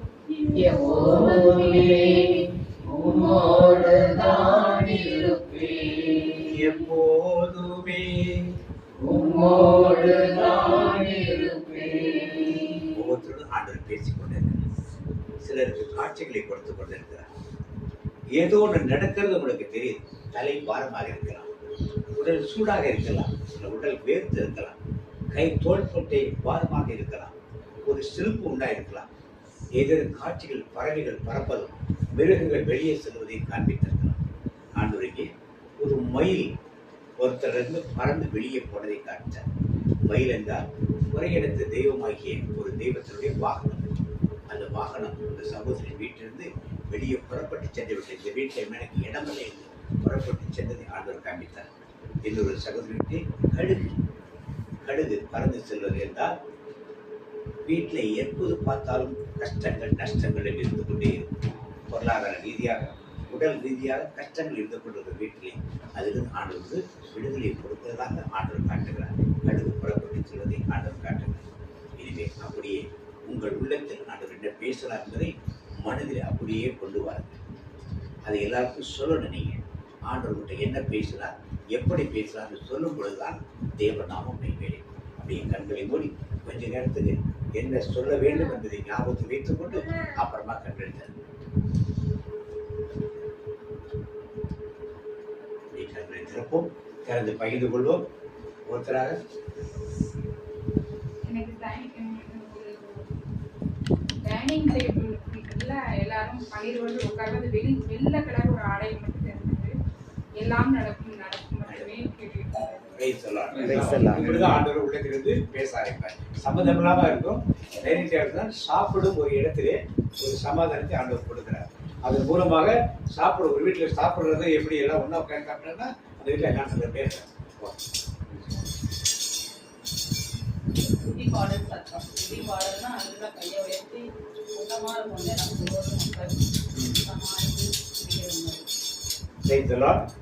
வீட்டு ஆண்டவர் ஒரு ஜெப வீடாக தொடர்ந்து வைக்கிறார். எங்க வீடு மட்டும் எனக்கு தெரியுது, ஒண்ணுமே யாருமே தெரியல. எங்க வீடு தெரியுது. உன்னால முடியுங்கிற வார்த்தை மட்டும் கேட்குது. முடியுங்கிற வார்த்தை மட்டும் கேட்குது. ஒண்ணு மட்டும் தனிமைப்படுத்தி ஆண்டவர் இருக்கிறார். வீட்டில் உன்னை குறித்து ஒரு காரியத்தை தனிமைப்படுத்தி, யாருமே இல்லைங்கிறதுனால உன்னை குறித்து ஒரு காரியத்தை ஆண்டவர் வைக்கிறார். உன்னாலதான் அது முடியும். அது என்னன்னு ஆண்டவர் வெளிப்படுத்துவார். எனக்கு எங்க மருத்துவ என்ன மருத்துவ அவங்களை குறித்து ஜெபம் பண்ணுங்க. நான் ஆண்டுகிட்ட ஜெபம் பண்ணி இந்த காரியம் சொல்லிட்டேன். ஏதாவது இருக்கா? வானதூதர் இறங்கி ஆசீர்வதிக்கின்றார். எந்த வீடு ஆண்டவர் ஆசிரிக்கிறாங்க. எல்லாருக்கும் ஆசீர்வாதம் சேர்ந்துருக்கும். பேசலாம். உங்களுக்கு இல்லையாம்மா? இது திரும்பிக்கிற பின்னால இல்லையாம்மா? அந்த வண்டி எடுத்துட்டு போகும்போது எனக்கு பக்கம் பக்கம் இருக்கும், எப்படி வருவாங்களோ அப்படின்ற மாதிரி. ஆனா இப்ப என்னோட அந்த சிந்தனைகள் எப்படி இருந்ததுன்னா, அந்த பயம் இல்லாம இருன்ற மாதிரி ஒரு உணர்வு. பயம் இல்லாம இரு.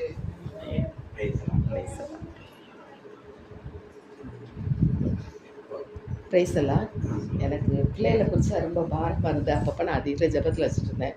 இந்த வருஷம் கொடுத்த வாக்குத்தத்தத்தை நீ திரும்ப நினைவு கூறினார். எரேமியா 31:20, உன் முடிவை பற்றி உனக்கு நம்பிக்கை உண்டு, உன் பிள்ளைகள் தங்கள் தேசத்துக்கு திரும்பி வருவார்கள் என்று கர்த்தர் சொல்கிறார். அந்த வார்த்தையை திரும்ப எனக்கு ஞாபகத்தை பேசலாம்.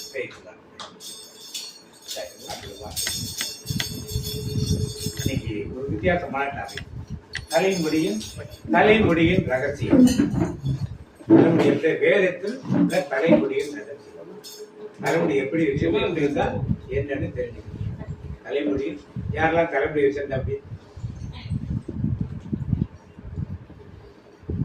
பார்த்தீங்க? தானியேல் 4ஆம் அதிகாரம் 33ஆம் வசனம் பார்த்தீங்க? தானியேல் 4ஆம் அதிகாரம் 33ஆம் வசனம்.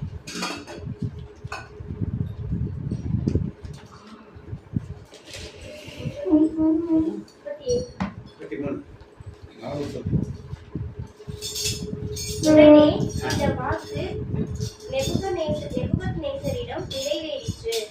மனித சமுதாயத்தினின்று அவன் விரட்டப்பட்டான்.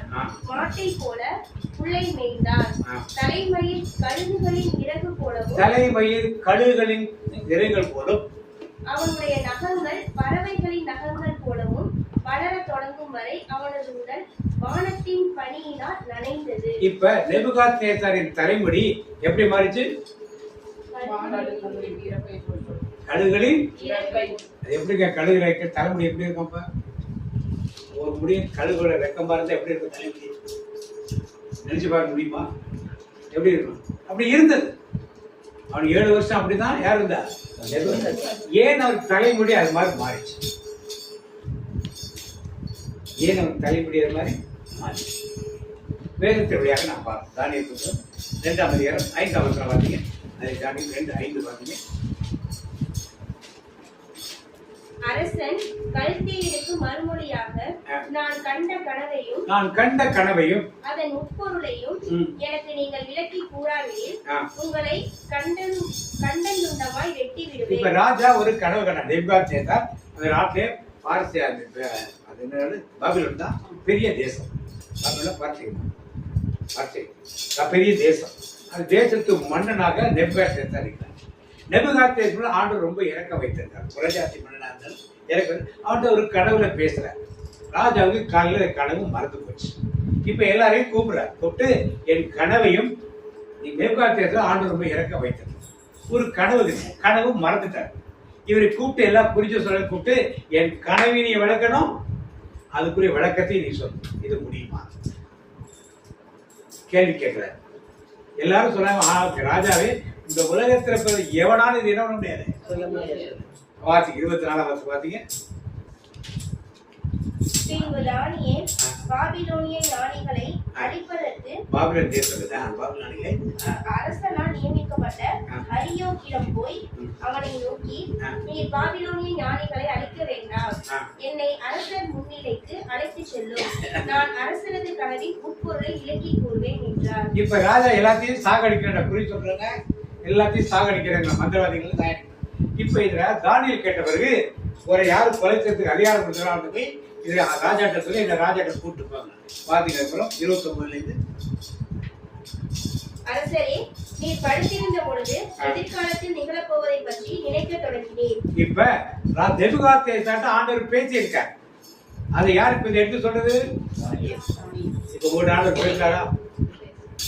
இது மாதிரி பேச பழகினால் கண்டிப்பா நம்ம கூட அதிகமாக கனவுகளையாக காட்சி வழியாக நிறைய பேசுவார். நாம அதுக்கு இடம் கொடுக்கறதே கிடையாது. கொஞ்சம் டைம் கழிச்சா உடனே என்ன பண்றோம்? எடுத்து பாக்குறோம்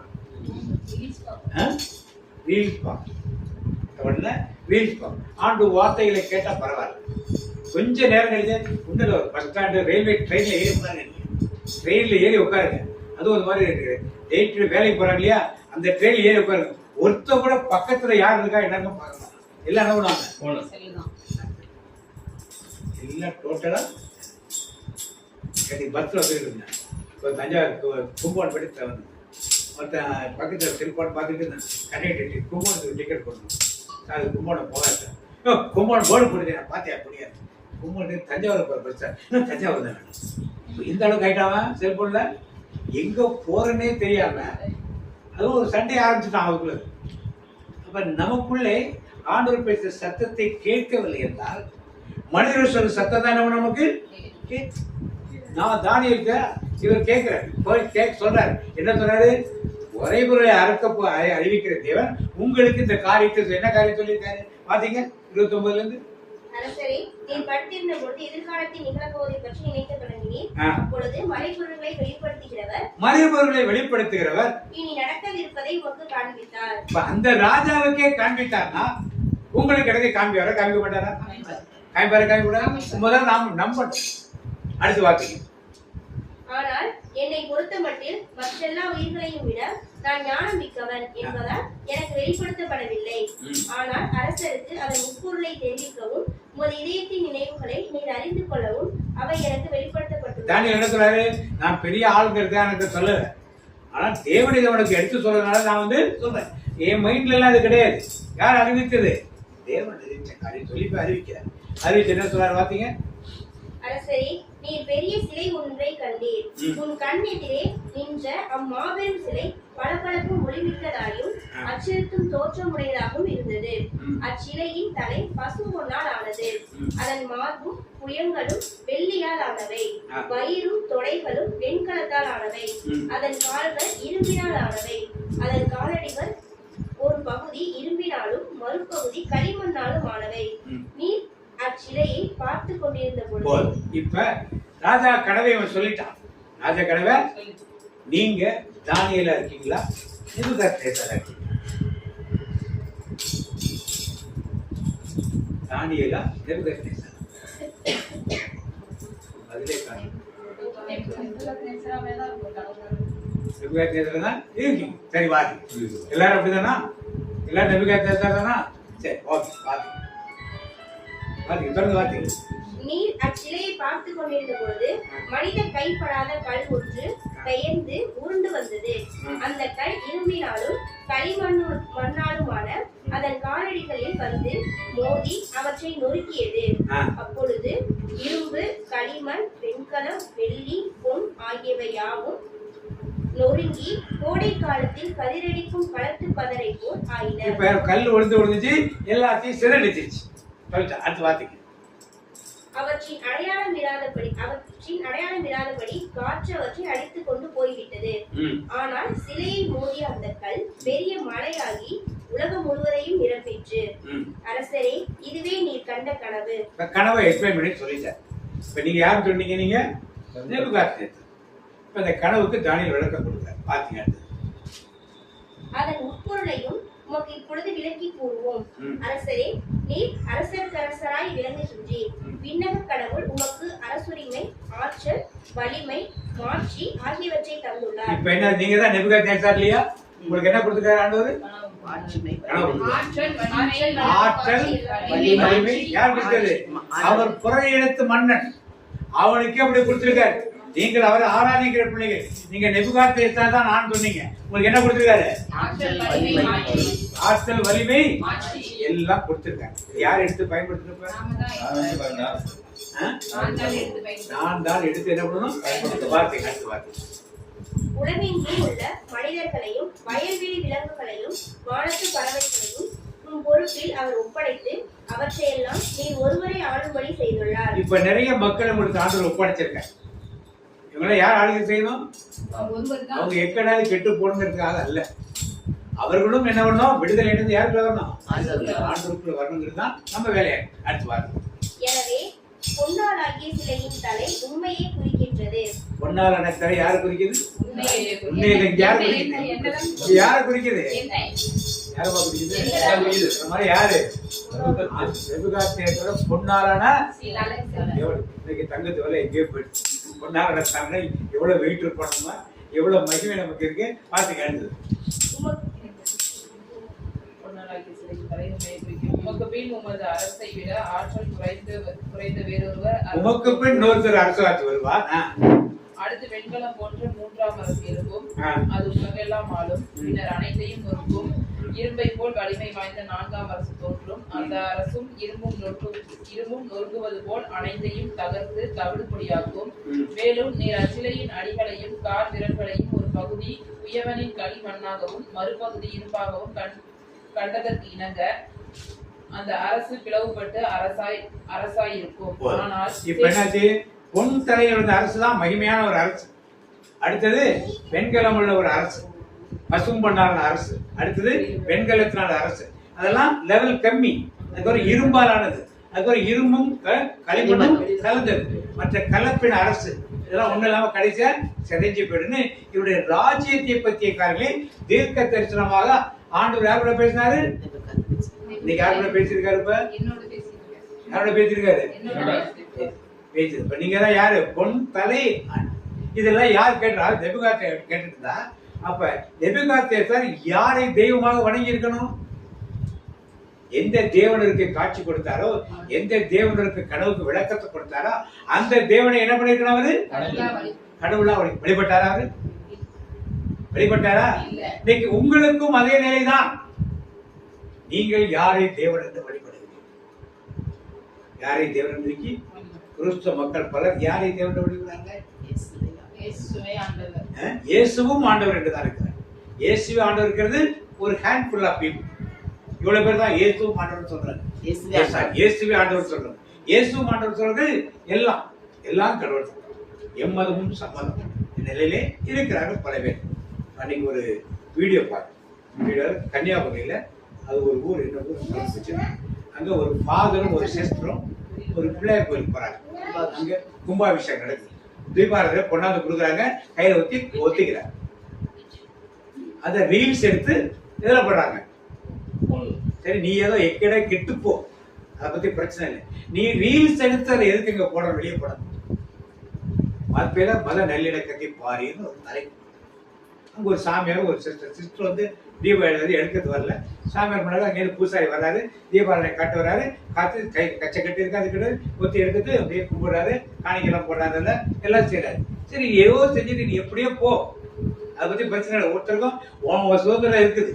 இதை கேத்தக்க போட்டுட்டு கச்சையை கட்டிட்டு ஸ்டோரை போட்டுக்கிட்டு ஒரு கோயிலில் போய் நின்றுட்டு இதை செய்யறதுக்கு நீ எத்தனை பேர் ஆத்துமாக்கள் நீ பாதாளத்தை தள்ள போறதுன்னு தெரியாது உனக்கு? அவரெல்லாம் தள்ளி இருக்கணும். பிஷப் பண்ண என்ன பண்ணிக்கணும், அடுத்த நிமிஷமே என்ன பண்ணிக்கணும், வெளியே தள்ளி. ஏன்னா நீ இடம்ல இருக்க மற்றவர்களுக்கு. ஆனால் இன்னைக்கு நம்மில் பல தெய்வங்களை வழிபட்ட வீட்டை இந்த கைது கட்டி தொங்குது. எத்தனை வீட்டில் வச்சிருக்கீங்க? என்ன பிரதர்? படிகாரம். வாசல்ல கட்டி தொங்குறது, கத்தாழை கட்டி தொங்குறது, அப்புறம் திருச்சி பொம்மை வைக்கிறது, உச்சந்தினா வாசல்ல ஒரு சுருவத்தை வைக்கிறது. எல்லாம் எங்க இருந்து கத்துக்கிட்டோம் நம்ம? குறைகிணத்து வழிபாடு, குறை தெய்வங்களுக்கு செய்கிற வழிபாடு எல்லாத்தையும் நாம கத்துக்கணும். ஒரு ஆட்டு வேளாங்கண்ணிக்குள்ள இருமுடி கட்டிட்டு போவாங்க, பாத்திருக்கீங்களா? இங்க இருமுடிகளை இறக்கப்படுற ஒரு கோடை இருந்துச்சு. இன்னைக்கு அந்த இடத்துல ஒரு சின்ன கோயில் கட்டிட்டாங்க. அது எல்லாரும் போய் சொல்லி இப்படி செய்து இப்படி இல்லாம காசு சம்பாதிக்கிற நீ உனக்கு காசு சம்பாதி வழியிலேன்னு பேசின பிறகு இறை மக்கள் பேசுற பிறகு அந்த பில்டிங் எடுத்துட்டு அதுல ஒரு கோயில் கட்டி இருமுடி கட்டி யாரும் பாருங்க. ஆனா தட்டுல நினைப்பாங்க, தேங்காய் பழம் இதெல்லாம் வச்சு அவர்கள் கோயில் எப்படி அர்ச்சனை செய்யணும் அதே மாதிரி எடுத்துருப்பாங்க. அது யாரும் அங்க தடை செய்ய மாட்டாங்க. நீ ஒரு இந்து கோயிலுக்கு சிலுவை தூக்கிட்டு உள்ள போயிடுங்களா? ஒரு முஸ்லீம் தலையில இதை போட்டு நமாஸ் சொல்லிட்டு உள்ள போயிட முடியுமா? அவர்களெல்லாம் அவ்வளவு வைராக்கியமா இருக்கிறார். இங்க எங்க போச்சு வைராக்கியம்? தெய்வத்து மேல நம்பிக்கை கிடையாது. அதனால எதை சொன்னாலும் அவங்க விருப்பப்படுறாங்க. அவங்க நாளைக்கு வந்து தீபாராதனை செய்தா விட்டுருவீங்களா? நீங்க அவங்க தெய்வத்தை உள்ள கலந்து வச்சுன்னா விட்டுருவீங்களா? நடக்கும். அதெல்லாம் தலையெல்லாம் ஆட்டாதீங்க. ஏன் ஒரு கோயில் ஒருத்தர் ஏன் ஜெபம் சொல்ல மாட்டாங்க? மக்கள் வர்றாங்க, கோயிலுக்குள்ள நின்று ஒரு ஜெபம் இதெல்லாம் எடுத்துட்டு வராங்க. ஏன் வாங்க உங்களுக்கு ஆண்டோட்ட ஜெபம் பண்றோம் வாங்க சொல்லிட்டு ஜெபம் பண்ணல. ஏன் அந்த பூசாரி கூட பூசாரி பண்ண மாட்டாரு? அந்த பூசாரி பண்ணாலே இந்த பூசாரி பண்ணா மக்கள் அது மாதிரி வரமாட்டாங்க. இதெல்லாம் எடுத்துட்டு வரக்கூடாதுங்க அப்படின்னு சொன்னா மக்கள் எடுத்துட்டு வர மாட்டாங்க. ஆண்டோட்ட வந்தீங்கன்னா கை கூட்டுவாங்க, ஜெபம் பண்ணுங்க, ஜெபம் பண்ண ஆண்டோட செய்வான்னு சொன்னா மக்கள் ஏத்துக்குவாங்க. ஏத்துக்காம இருக்க மாட்டாங்க. அவங்க இப்படி சொன்னாங்க, நீங்க மத நல்லிணக்கத்துக்காக நாங்க வச்சுக்கிறோம் அப்படின்னு சொல்லுவாங்க. அதோட சரி சப்ஜெக்ட் விட்டு நம்ம வெளியே போட்டோம். நம்மளுக்கு என்ன சொன்னீங்கன்னா அந்த அளவுக்கு நம்முடைய குருமார் சொல்றேன் இல்லையா, அவர் அந்நிய தெய்வத்தை போய் வணங்க போற மக்களுக்கு நமக்கு அதுவும் தெய்வம் இதுவும் தெய்வம் நினைக்கிறாங்கன்னா அவர்களுக்கு உண்மையான தெய்வத்தை பத்தி முழுமையான அறிவு இல்லை. முழுமையான இது இருந்தா அப்படி போக மாட்டாங்க. அடுத்த தெய்வத்து கோயிலுக்கு போய் அங்க போய் நீங்க வாங்கிங்களா? நீங்க அடுத்த தெய்வத்து கோயிலுக்கு போவீங்களா? எப்படி அவர் சாமியார் போறாரு? அப்புறம் எப்படி தொட்டுக்கும்? சரி ஏதோ வேடிக்கை பார்க்க போனீங்க போதும், ஓகே. அது தொட்டுக்கு முடியுங்களா? நீங்க உங்களுக்கு முதல் மரியாதை கொடுக்கப்படுது. உங்களுக்கு அங்க இது போறாங்க, துண்டு போறாங்க, இதெல்லாம் ஏத்துக்குவீங்களா நீங்க? அதுக்கு வேற ரீசன் சொல்லிடுறாங்க பிரதர். என்ன சொல்றாங்கன்னா, நம்ம தமிழ் பாரம்பரிய தமிழ் கடவுள் வந்து அந்த கடவுள் முருகர், அதனால தமிழ நம்ம போட்டுறோம், அந்த முருகரையும் நம்ம போட்டிதான் ஆகணும். தமிழ் கடவுள் தமிழ போட்டுங்கிறது கரெக்ட். தமிழ் கடவுள் இந்த கடவுள் வேண்டாம்னு சொல்லிடுங்க, கரெக்ட். உங்களுக்கு மத சுதந்திரக்கு யாருனாலும் பண்ணிக்கலாம். எங்களுக்கு தமிழ் கடவுள் இயேசு வேண்டாம் அப்படி இயேசு வேணா அவர் வேணும், அதான் பிரச்சனை. பிரச்சனையே அதான் இயேசுவும் வேண்டும் சொல்றதுதான் பிரச்சனை. முருகர் வேண்டும் சொல்றது தப்பே கிடையாது. அவங்க கிளியரா இருக்காங்க. தமிழ் கடவுள் தான் வேணும் கிளியரா இருக்காங்க. இல்ல கடவுளை வேண்டாம் கிளியரா இருக்காங்க. நம்ம ஆளுங்கதான் போட்டு இருக்கிற ஜனங்கள் இன்னொரு அந்த ஆப்போசிட் சைட்ல இருந்து நம்மளை நோக்கி வர கேள்வி என்னன்னா, கடவுளா இருக்கிறவன் நல்லது செய்யறது தானே, அது என்ன மட்டும் கும்பிடணும் உங்க கடவுள் சொல்றது? ஆப்போசிட்ல இருந்து என்னை பார்த்து ரைட்டா ஒரு கேள்வி. நீங்க பேசுறது மதம், மதத்துல அப்படிதான் பேசுறாங்க, அது தப்பு. மதம் வந்துட்டு அப்படிதான் சொல்லுவாங்க. ஏசான் ஏன் கும்பிட்டு சொன்னாரா? ஏசான் உலகத்துக்கு வந்து ஏன் கும்பிட்டு சொன்னாரா? சொல்லல. அவர் ஏன் செய்றீங்க? ஏன் செய்றீங்க? அவர் என்ன சொல்லிட்டு போனாரு? அவர் சொல்லிட்டு போனதை செஞ்சோம்னா பிரச்சனை கிடையாது. இதெல்லாம் நம்ம ஒரு மதமா ஏற்க ரோமன் கத்தோலிக்க மதம், பெந்தகாஸ்ட் மதம், சிஎஸ்ஐ மதம், மதத்துக்குள்ளே கோட்பாடுகள் கொண்டாந்தா இதெல்லாம் பிரச்சனை வராது. இயேசுவை பின்பற்றினால் இந்த பிரச்சனைலாம் வரவே வராது.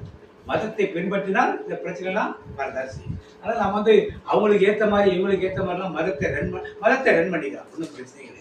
மதத்தை என்ன அவங்க என்ன கேட்பாங்க, மேரியம்மா வச்சிருக்க மாதிரி ஒரு மாரியம்மா சொல்லி என்ன இருக்கு என்ன இருக்கு தப்பு என்ன குறைஞ்சு. ஏன்னா அவர்கள் வந்து மதம், அது ஒரு கத்தோலிக்க மதம்.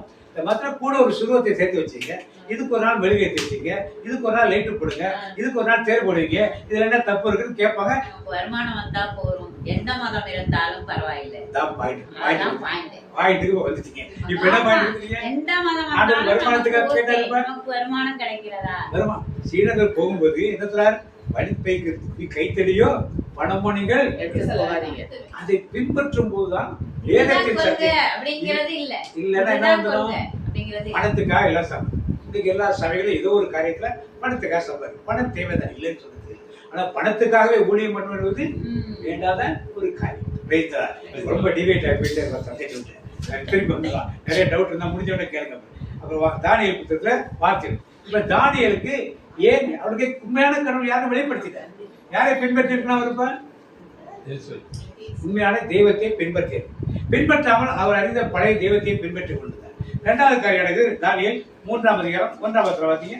நெபுகத்நேசர் அரசன் 60 முழ உயரமும் 6 முழ அகலமுமான பொற்சிலை ஒன்றை செய்திட்டு அதை பாபிலோன் நாட்டில் இருந்த தூரா என்னும் சமவெளியில் நிறுத்தி வைத்தார். பின்பு நெபுகத்நேசர் அரசன் தான் நிறுவிய சிலையின் அர்ப்பணிப்புக்கு சிற்றரசர்களும் அதிகாரிகளும் ஆளுநரும் அறிவுரை கூறுவோரும் நிதி பொறுப்பாளரும் நீதிபதிகளும் வணிகக்காரரும் மற்றெல்லா அலுவலரும் ஒன்றாய் கூடி வர வேண்டும் என்று ஆணையிட்டார். அவ்வாறே சிற்றரசர்களும் அதிகாரிகளும் ஆளுநரும் இப்ப அவன் செஞ்சு சிலை செஞ்சு என்ன பண்றான்? எல்லாம் மூலம் கொட்டுவோம், எல்லாம் கொண்டு எல்லாரும் என்ன பண்ணோம்? சிலையை தாழ் நிலவணும். இன்னைக்கு நிலைமை இருக்கா? நீங்க தானே நெபுகாத்நேசர், நீங்க தானே நெபுகாத்நேசர்.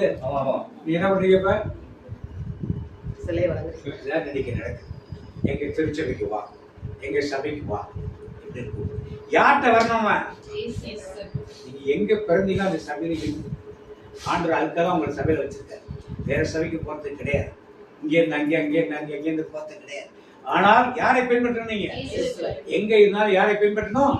ஒரு மதத்துக்காக ஒரு மதத்துல பிறந்தது. ஆனா யாரை நாம் பின்பற்றணும்?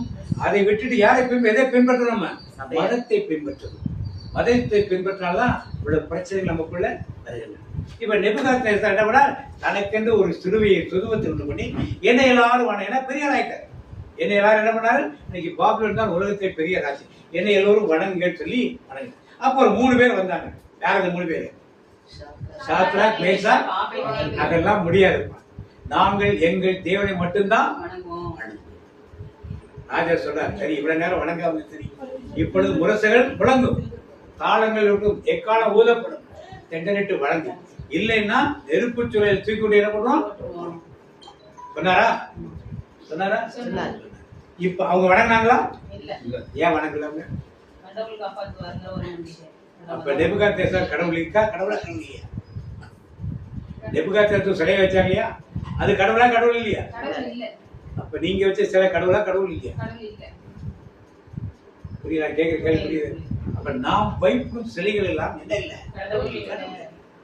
அங்க ஏன் கடவுளை காட்டாங்களா? அந்த 3 பேரு தூக்கி நெருப்பதி போட்டாங்க. 3 பேரும் சுத்தி வராங்க. உள்ள பாக்குறான் மன்னன், தூக்கி போட்டவனா என்ன ஆயிட்டான்? எரிஞ்சு போயிட்டு. இவன் 3 பேரும் கூட ஒரு ஆள் சேர்ந்து சுத்துறான். இன்னும் வெளியே வாழ் சொல்லி எல்லாரையும் கூப்பிடுறான். முடிய மோந்து பாக்குற முடியோட வாசம். அப்ப என்ன சொல்றான்? பாத்தீங்க 3ஆம் அதிகாரம் 28, 29 பாத்தீங்க. 3, 28, 29. அப்பொழுது நெபுகாத்நேசர் சாத்ராக்கு, மேஷாக்கு, ஆபேத்நேகர் ஆகியோரின் கடவுள் புகழப்படுவாராக. தங்கள் கடவுளை தவிர வேறு எந்த தெய்வத்தையும் பணிந்து தொழ மறுத்து அரசனது கட்டளையையும் பொருட்படுத்தாமல் அவர் மேல் நம்பிக்கை வைத்து தங்கள் உடலை கையளித்த அவருடைய ஊழியர்களை அவர் தம் தூதரை அனுப்பி மீட்டருளினார். ஆதலால் சாத்ராக்கு மேஷாக்கு ஆபேத்நேகோ ஆகியோரின் கடவுளுக்கு எதிராக பழிச்சொல் கூறும் இந்த இனத்தவனும் யாரும் சாத்ராக் மேஷாக் ஆபேத்நேகோ வணங்க கடவுளுக்கு எதிராக யாரும் என்ன பண்ணக்கூடாது? பழிச்சொல் சொல்லக்கூடாது. எந்த நாட்டவனும் எந்த மொழியினாலும் கண்டம் துண்டமாக வெட்டப்படுவான். பேசுனா என்ன பண்ணுவாங்க? கண்ட துண்டமா வெட்டப்படுவான். அவனுடைய வீடும் தரைமட்டமாக்கப்படும். இதுவே என் ஆணை. ஏனெனில் இவ்வண்ணமாய் மீட்கின்ற ஆற்றல் படைத்த கடவுள் வேறெவரும் இல்லை என்றான். இந்த வண்ணமாய் ஆற்றல் மிக்க கடவுள் வேற யாரும் இல்லை. யாரு சொன்னது? இத எந்த தெய்வத்தை வணங்கிட்டு இருந்தான்? அந்நிய தெய்வத்தை வணங்கிட்டு. அவன் சொல்றான் இந்த தெய்வத்தை மாதிரி மீட்க வல்லவை இப்ப தெரியுதாமா? யாருனாலும் தெய்வம் வச்சிடலாம். தமிழ் கடவுள், இங்கிலீஷ் கடவுள், பைபிள் கடவுள் வச்சிடலாம். ஆனா இந்த கடவுள் எந்த மொழிக்கும் இல்லாத ஒரு கடவுள். ஆதியிலே இருந்த கடவுள். இவர்களும் அங்கேருந்து இம்போர்ட் பண்ண கடவுள்லாம் கிடையாது, எக்ஸ்போர்ட் பண்ண கடவுள் கிடையாது. இந்த பூமியில தெரித்திருந்த கடவுள், ஆதியிலே இருந்த கடவுள். அதெல்லாம் யாருக்கு தெரிஞ்சிருக்கு? அப்ப என்ன பண்ணிருக்கணும்? தேசத்து மக்களை எல்லாம் யாரை நோக்கி ஜெபிக்க வச்சிருக்கணும். செஞ்சானாம உங்களுக்கு நீங்க தெரிஞ்சிச்சா தெரியலையா? நீங்க நேபுகாத்நேச்சார் மாதிரி இருக்கீங்களா இல்லையா?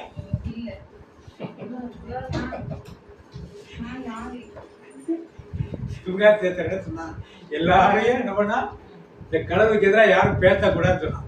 ஆனா அவன் மாறினானா? இன்னைக்கு நாம மாறி இருக்கோமா?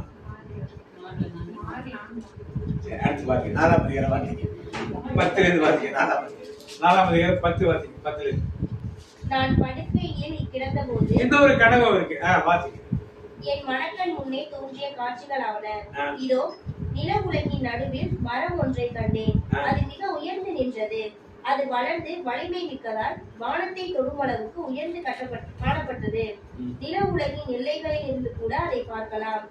அதன் இலைகள் மிகவும் அழகாயிருந்தன. மரத்தில் கனிகள் மிகுதியாயிருந்தன. அதில் எல்லா உயிர்களுக்கும் போதிய உணவு இருந்தது. அதன் நிழலில் காட்டு விலங்குகள் தங்கியிருந்தன. அதன் கிளைகளில் வானத்து பறவைகள் குடியிருந்தன. அனைத்து உயிர்களுக்கும் அதிலிருந்து உணவு கிடைத்தது. நான் படுக்கையில் கிடந்த போது என் மனக்கண் முன்னே இக்காட்சிகளை கண்டேன். அப்பொழுது இதோ காவலராகி தூயவர் ஒருவர் வானத்திலிருந்து இறங்கி வந்தார். அவர் தமது குரலை உயர்த்தி கூறியது இதுவே: இந்த மரத்தை வெட்டுங்கள், கிளைகளை தரித்து விடுங்கள், இதன் இலைகளை எல்லாம் பறித்தெடுங்கள், இதன் கனிகளை சிதறடியுங்கள், இதன் கீழ் வாழும் விலங்குகள் ஓடி போகட்டும், இதன் கிளைகளில் தங்கிய பறவைகளும் பறந்தோடட்டும். ஆயினும் வேர்கள் நிறைந்த அடிமரத்தை அப்படியே நிலத்தில் விட்டு வையுங்கள். இரும்பாலும் வெண்கலத்தாலுமான சங்கிலியால் அது கட்டப்பட்டு வயல்வெளி பசும்புல் நடுவில் கிடக்கட்டும். வானத்தின் பனியால் அந்த மனிதன் நனையட்டும். தரையில் புல்வெளியில் விலங்குகளோடு அவன் கிடக்கட்டும். அவனது மனித உள்ளம் மாற்றப்பட்டு அவனுக்கு விலங்கின் மனம் கொடுக்கப்படட்டும். 7 ஆண்டுகள் அவனை கடந்து செல்லட்டும். காவலர் விதித்த தீர்ப்பு இதுவே. தூயவர் வாய்மொழியின் முடிவும் இதுவே. இப்போ தலைமுடி எப்படி மாறிச்சு? கழுகுகளை முடி போல. யார் இதை யாரை பத்தி சொல்லப்படுது? நேபுகாத்நேச்சாரை பத்தி சொல்லப்படுது. ஏன் அவனுக்கு இந்த மாதிரி நிலைமை வந்துச்சு? கொஞ்ச நாள் கழிச்சு அந்த மாதிரி ஆயிடலாம். வார்த்தைகளை கடிச்சிருக்கேன்னா நான் கட்டிய மகாபெரிய பாபுலோன்னு சொல்லி நிற்பான். இதெல்லாம் நடந்து விளக்கம்லாம் சொன்ன பிறகு 1 வருஷம் கழிச்சு பாபுலோன் பார்த்து நான் கட்டின மகாபெரிய பாபுலோன்னு சொன்ன உடனேயே அவன் மிருகமா மாறி புள்ளை மேய ஆரம்பிச்சிருமா. முடியல என்ன பண்ணணும்? கழுகின் முடி போல என்ன பண்ணும்? மாறி அப்படியே வானத்து பறவைகள் போய் புள்ளை மேய்ஞ்சி பனியிலிருந்து வெளியே உட்காந்து. ஸோ அவன் பெரிய மரமாக வளர்ந்து இந்த மரத்துக்குள்ளே உலகத்து பறவைகள் மிருகங்கள் எல்லாம் மனிதன் அடைக்கிற புகுந்தது பெரிய மனிதனாயிருக்கு. ஏன் அவனுக்கு இப்படி நடந்துச்சு? ஒண்ணு பெருமை, இன்னொன்னு என்னது? உண்மையான தேவன் யாருன்னு அறிஞ்சிட்ட. நீ அறிந்த பிறகும் என்ன பண்ற? அந்நிய தெய்வத்தை அறியாம இருந்த வரைக்கும் பிரச்சனை கிடையாது. அறிந்த பிறகும் நீ இன்னும் யார் நோக்கி போற? அந்நிய தெய்வத்தை நோக்கி. இவ்வளவு வாய்ப்பு பதில் ஒரு கடவே தெரியாத ஒரு கடவை ஒருத்தவங்க எக்ஸ்பிளைன் பண்ணான். அப்பவே சொன்ன ஒரு ராஜ்யம் என்னவாவோட எக்ஸ்பிளைன் பண்ணி சொல்லிட்டான். ரெண்டாவது சாத்ராக் மேஷாக் ஆபேத்நேகோ வந்து தூக்கி போட்டப்ப அந்த தெய்வம் தான் உண்மையான தெய்வம் நீ தான் சொன்ன. இப்ப நீ அந்த தெய்வத்தை ஃபாலோ பண்ணல. இப்ப அந்த தெய்வம் திருப்பி ஒரு காட்சியை கொடுத்துருக்கு. நீ இப்ப என்ன பண்ற? உன்னை பெருமைப்படுத்துகிற. உன்னை என்ன பண்ற? யாரை பெருமைப்படுத்தணும்? நீ அதை செய்ய அந்த தெய்வத்தையும் நீ ஆராதனை செய்யற. அதனால இதெல்லாம் நடக்கும்னு 7 வருஷம் அவர் தலைமுடி எப்படி இருந்துச்சு? கழுகுற. இன்னைக்கு உங்க முடி எப்படி இருக்கா?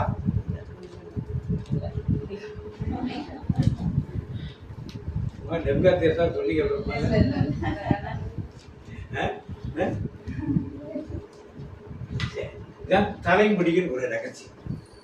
ஒரு சில பேர் தலைமுடியை பார்த்தா நீங்க தெரிஞ்சுக்கலாம். ஒரு சில பேர் தலைமுடி இருக்கிற லெவலில் பார்த்தாங்க என்ன தெரிஞ்சுக்கலாம்? கழுகு போல இருந்துச்சுன்னா என்ன தெரிஞ்சுக்கலாம்? தேவனுக்கு விரோதமாக செயல்படுகிறவங்க தெரிஞ்சுக்கலாம். பார்த்தால யாருக்கு விரோதமா? வேதம் கற்றுக் கொடுக்க நான் கற்றுக் கொடுக்க வேதம். அடுத்து 2வது வாக்கு யோபு புத்தகம் 1ஆம் அதிகாரம் 20ஆம் வசனம். யோபு எழுந்தார், தம் ஆடைகளை கிழித்துக் கொண்டார், தம் தலையை மடித்துக் கொண்டார், பின்பு தரையில் விழுந்து வணங்கி, என் தாயின் கருப்பை நின்று பிறந்த மேனியாய் நான் வந்தேன், அங்கே திரும்புகையில் பிறந்த மேனியாய் நான் செல்வேன். இப்ப யோபு மொட்டை அடிச்சுட்டாரு. யோபு என்ன பண்ணாரு? எதுக்கு அடிச்சாரு? எதுக்கு அடிச்சாரு? எல்லாத்தையும் இறந்துட்டாரு. வேதனை. என்ன ஊனா என்ன? எதுக்கு அடிச்சாரு? மொட்டை அடிச்சாரு. வேதனை தாங்க முடியாம, துயரம் தாங்க முடியாத ஒரு நிலையில என்ன பண்ணாங்க? வீட்டுல யாரும் இறந்து போயிட்டா துக்க தாங்காம மொட்டை அடிக்கும். கோயில எதுக்கு மொட்டை அடிக்கிறோம்?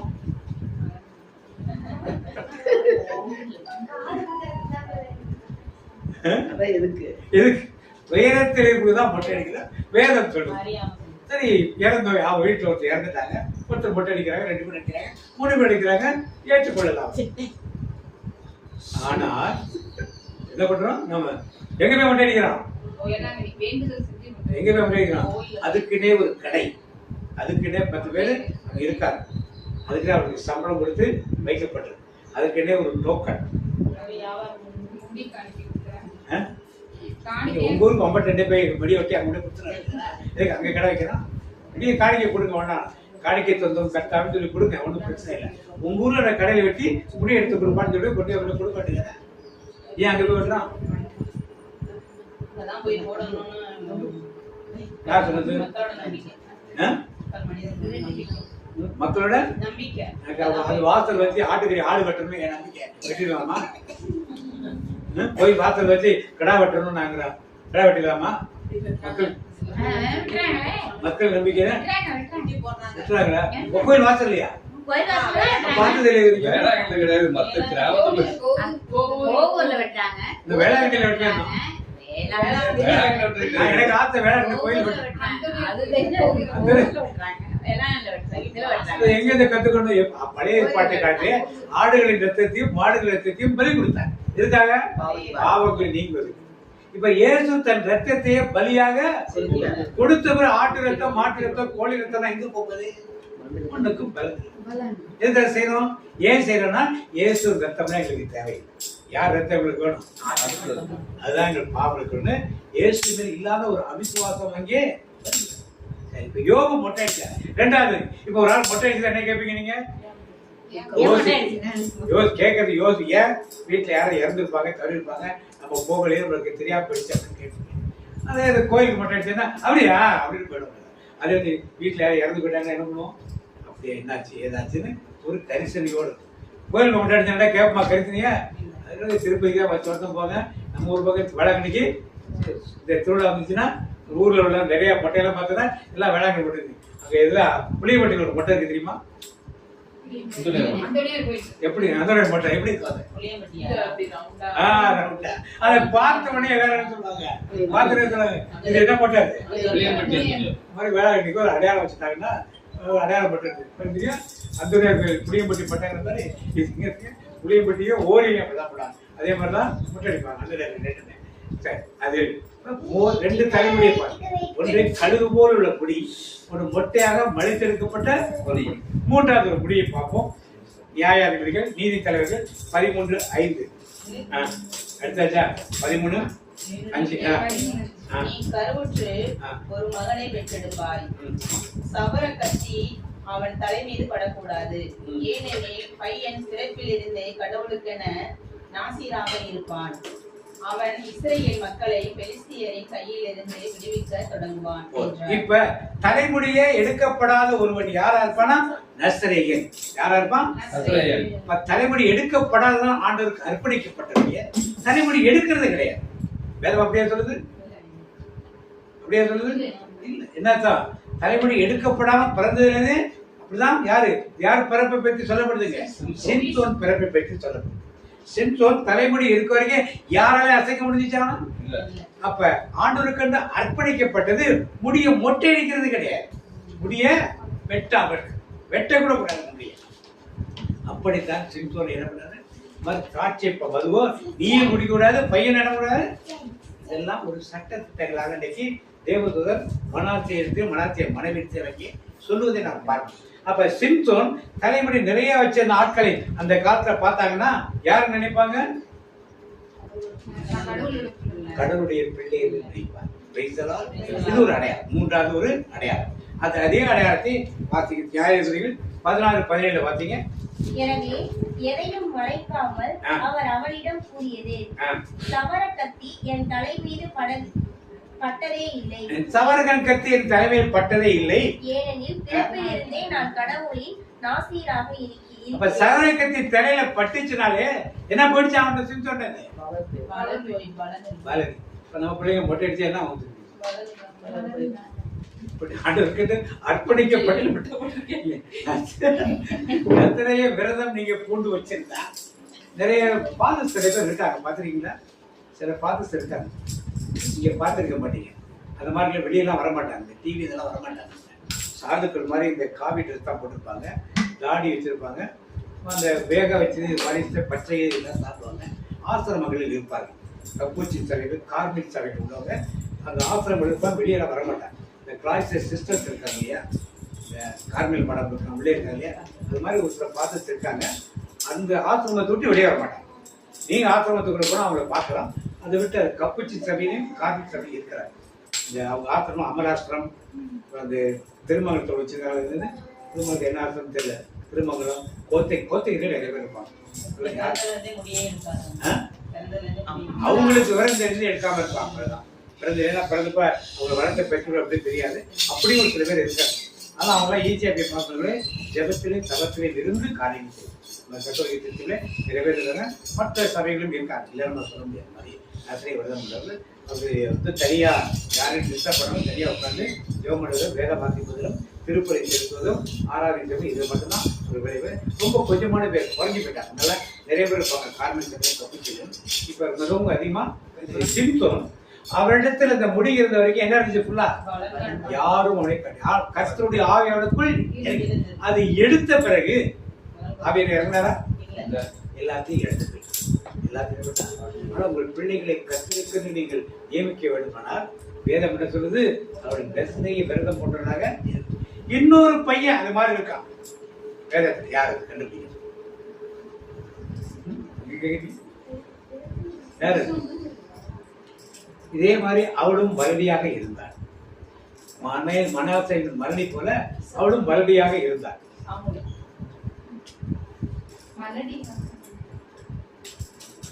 பக்கத்துல வந்து நம்ம பார்த்து சொல்லி கரெக்டா சொல்லு.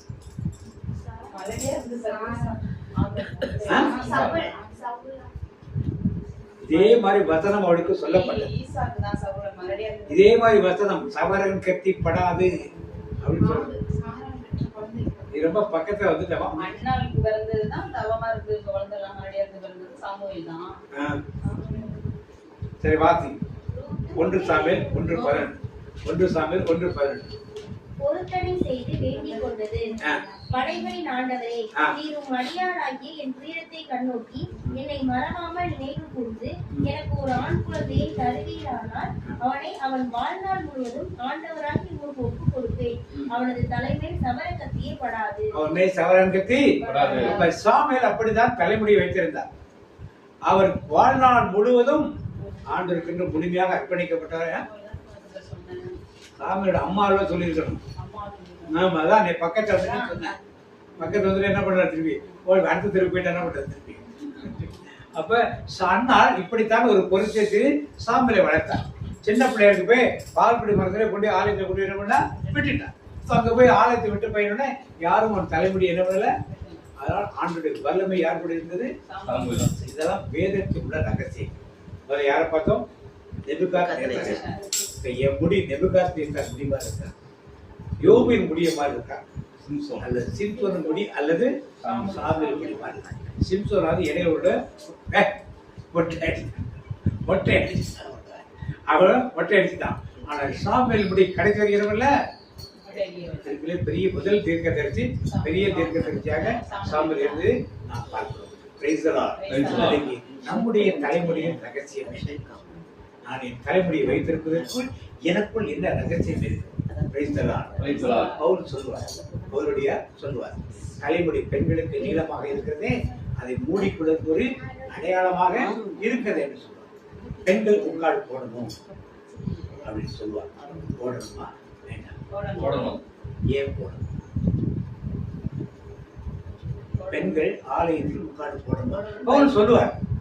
பெண்கள் ஆலயத்துக்கு வரும்போது போடணும். தீர்க்கத்தில் சொல்லும் போது பவுல் சொல்றது நான் சொல்றேன். பவுல் போடணும்னு சொல்றாரு. இன்னைக்கு எல்லாரும் போடுறாங்க. குறிப்பா அருட்சகோதரிகள் போடுறாங்க. ஏன் போடலன்னு கேட்க மாட்டாங்க. வாலிப பிள்ளைகளாம் போடுறதே கிடையாது. முடி அலங்காரத்துல தான் வர்றாங்க. ஏன் கேட்கறது இல்லை? ஏன் குருவான சொல்றது இல்லை?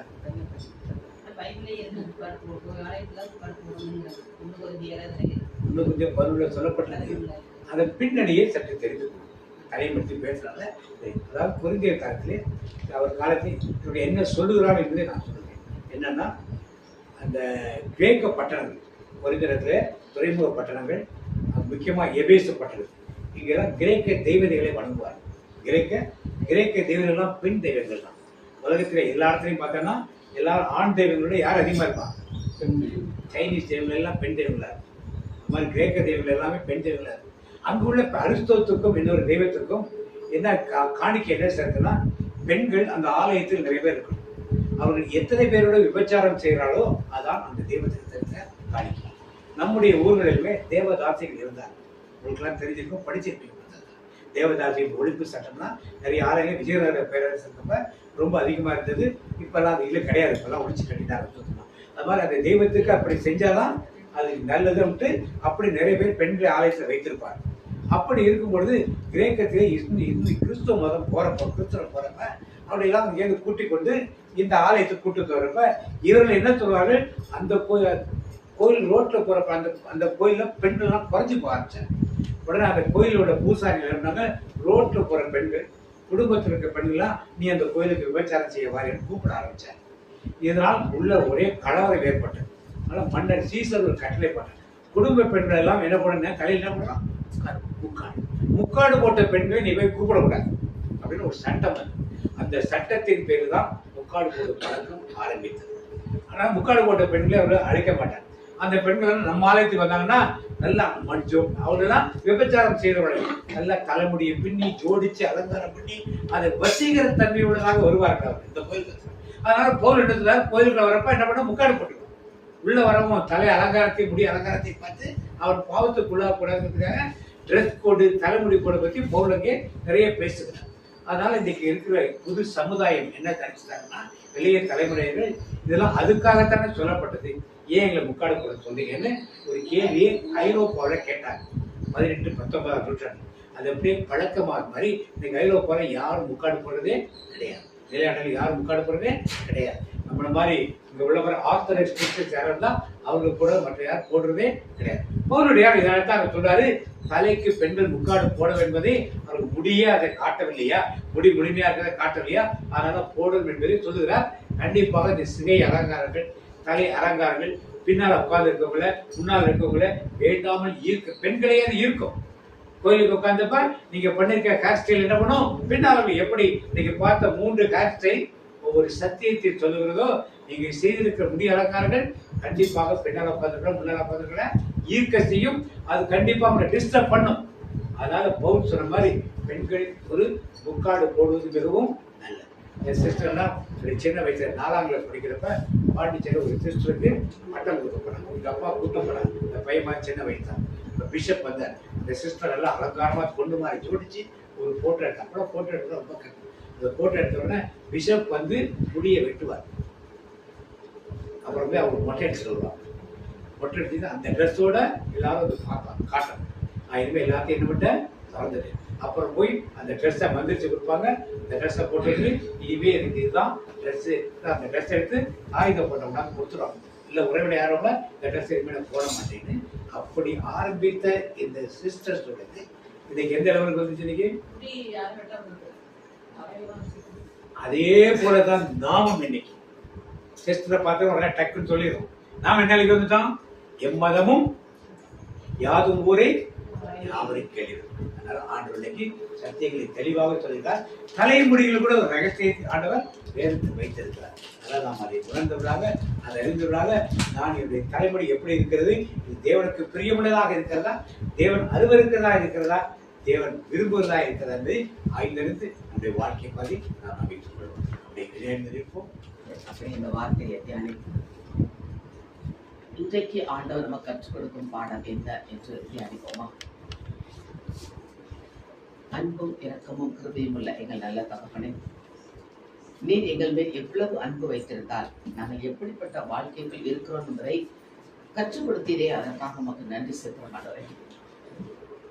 நேபுகாத்நேச்சாருக்கு கனவு வந்த போது அந்த கனவுக்கு விளக்கம் அவனுக்கு தெரியவில்லை என்று அவன் அதிகாரம் பண்ணினான். ஆனால் தானியேல் வழியாக அந்த கனவுக்கு நீ விளக்கம் கொடுத்தேன். ஆனால் மீண்டும் அவன் தான் கட்டிய பாபிலோனை பெருமையாக பார்த்து வாயில் சொன்ன வார்த்தை முடிவதற்குள்ளே அவன் மாடுகளைப் போல புல்லில் மேய தள்ளப்பட்டான்.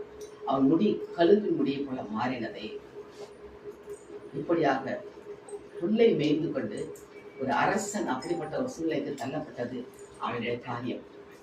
ஆனால் அதுக்கு அர்த்தத்தில் சொல்லப்பட்டிருக்கும், அவன் அப்பொழுது ஆண்டரை நோக்கி துதித்தான், ஆண்டரை நோக்கி பார்த்தான். உடனே அவன் மாறி பழையபடி அரசனை போல வந்தானே. இன்னைக்கு நாம் அப்படி மாற வேண்டும் என்றுதான் ஆண்டவர் விரும்புகிறார்.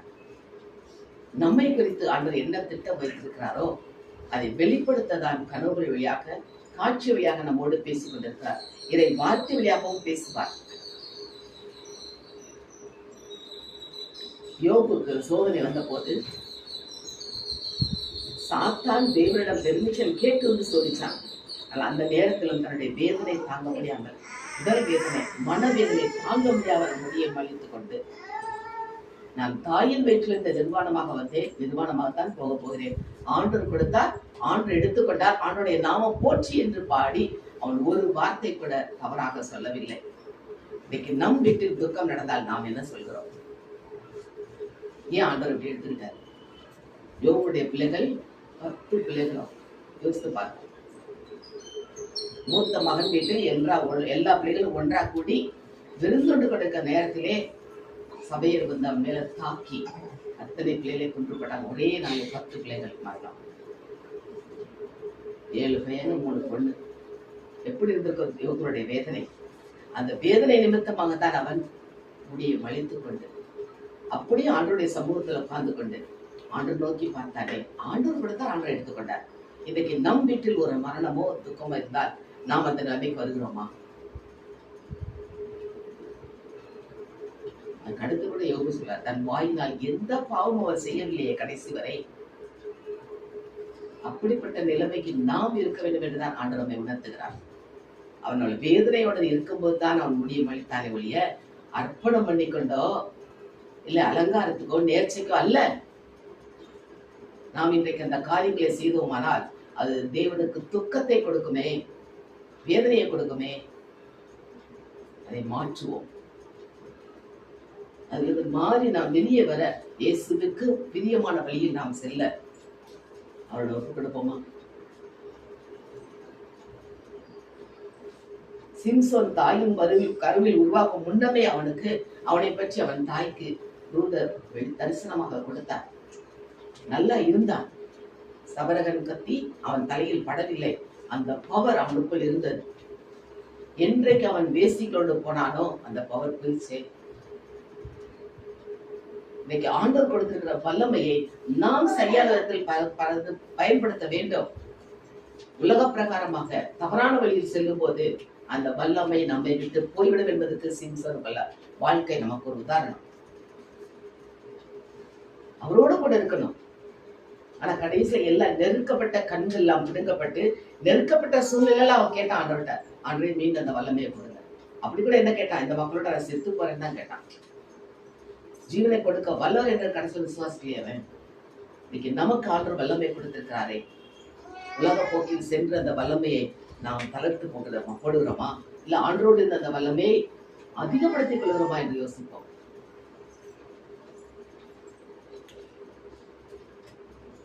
அண்ணால் மலடி என்று பெயர்பட்டவள் சக்கலத்தியால் வேதனைப்படுத்தப்பட்டவள் ஆலயத்தில் சென்று உட்கார்ந்து பொருத்தனை படி ஜெபித்தார். என் மகன் எனக்கு ஒரு ஆண் குழந்தையை கொடுத்தார், தலையில் சவரன் கத்தி படமாட்டேன், ஆலயத்துக்கு ஒப்பு கொடுக்கிறேன் என்று சொல்லி அந்த மகன் ஆலயத்தில் வளர்ந்ததால் எப்படி வளர்ந்தான்? ஒரு தீர்க்கதரிசியாக வளர்ந்தான். சாமுவேலை போல தீர்க்கதரிசி அந்த நேரத்தில் இப்பொழுது கூட யாருமே இல்லை என்று வேதத்தில் கொடுக்கப்பட்டுள்ளதே. அந்த தாயின் பொருத்தனை அதே போல தன் மகனை 5 வயது வரைக்கும் வைத்திருந்து ஆலயத்தில் கொண்டு விட்டு ஆலயத்தை வளர்த்தாலே, ஆலயத்தை விட்டால் என்றால் இயேசுவோடு விட்டு விட்டார், தேவனுக்கு என்று அர்ப்பணை பண்ணினார். இன்னைக்கு நம்முடைய பிள்ளைகளை நாம் எப்படி வளர்த்திருக்கிறோம்? நம்மை நம்பிதானே ஆண்டு கொடுத்துக்கிறார் அந்த பிள்ளைகளை. அதை நாம் பொறுப்போடு வளர்க்க வேண்டும் என்று தானே எத்தனை பிள்ளைகளை கொடுத்திருக்கிறார்களோ அதை ஆண்டவருக்குள்ள பிள்ளைகளாக நாம் வளர்த்து என்பது நம்மேல் திணிக்கப்பட்ட கொடுக்கப்பட்ட கடமை. அதை நாம் செய்கிறோமா? சரியான வழியில் செய்கிறோமா? இல்லைன்னா ஆண்டு கணக்கு கேட்பாரே, அதுக்கு நாம் என்ன பதில் சொல்வோம்? ஆண்டு கொடுத்த வழியில் நாம் நம் பிள்ளைகளை வளர்க்க அந்த அண்ணால் வளர்த்து தம் பிள்ளை ஒரு தீர்க்கதரிசி அளவுக்கு உயர்த்தப்பட்டானே அவன். இன்னைக்கு நாம் நம்முடைய பிள்ளைகளும் ஆண்டுடைய பணியை செய்ய உபயோகிச்சிருக்கோமா? ஆண்டோடு அமர்ந்து, அப்பா நீங்க எனக்காக என்ன சொல்றீங்க அதை நான் அதை செய்யறேன்ப்பா, என்னப்பா நான் செய்யணும் எனக்கு சொல்லுங்கப்பான்னு கேட்போமா? நெபுகாத்நேச்சாருக்கு அவன் கனவுக்கு விளக்கம் தெரியல, தானியேலை கூப்பிட்டு சொல்ல சொன்னார். தானியேல் வழியாக ஆண்டவர் பேசினார். இன்னைக்கு நம் வழியாக நமக்கும் ஊழியக்காரர் வழியாக ஆண்டவர் பேசுவார். அதை நாம் கேட்டு செயல்பட கொடுக்குமா?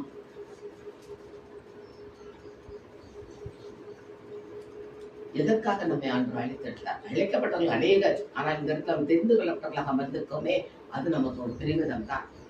இந்த தெரிந்து கொள்ளப்பட்ட மக்களாக நாம் ஆண்டுக்காக என்ன செய்ய வேண்டும்? அவரோடு அமர்ந்திருந்து அவர் குரலை கேட்டு அவர் பாதையில் நடக்க ஒப்பு கொடுப்போமா? பாடல் அப்படி பாடுமா? அமர்ந்திருப்பேன் அருகினிலே சாய்ந்திருப்பேன் உம் தோளினிலே. உணர்ந்து பாடுமா? அமர்ந்திருப்பேன் அருகினிலே சாய்ந்திருப்பேன் உம் தோளினிலே.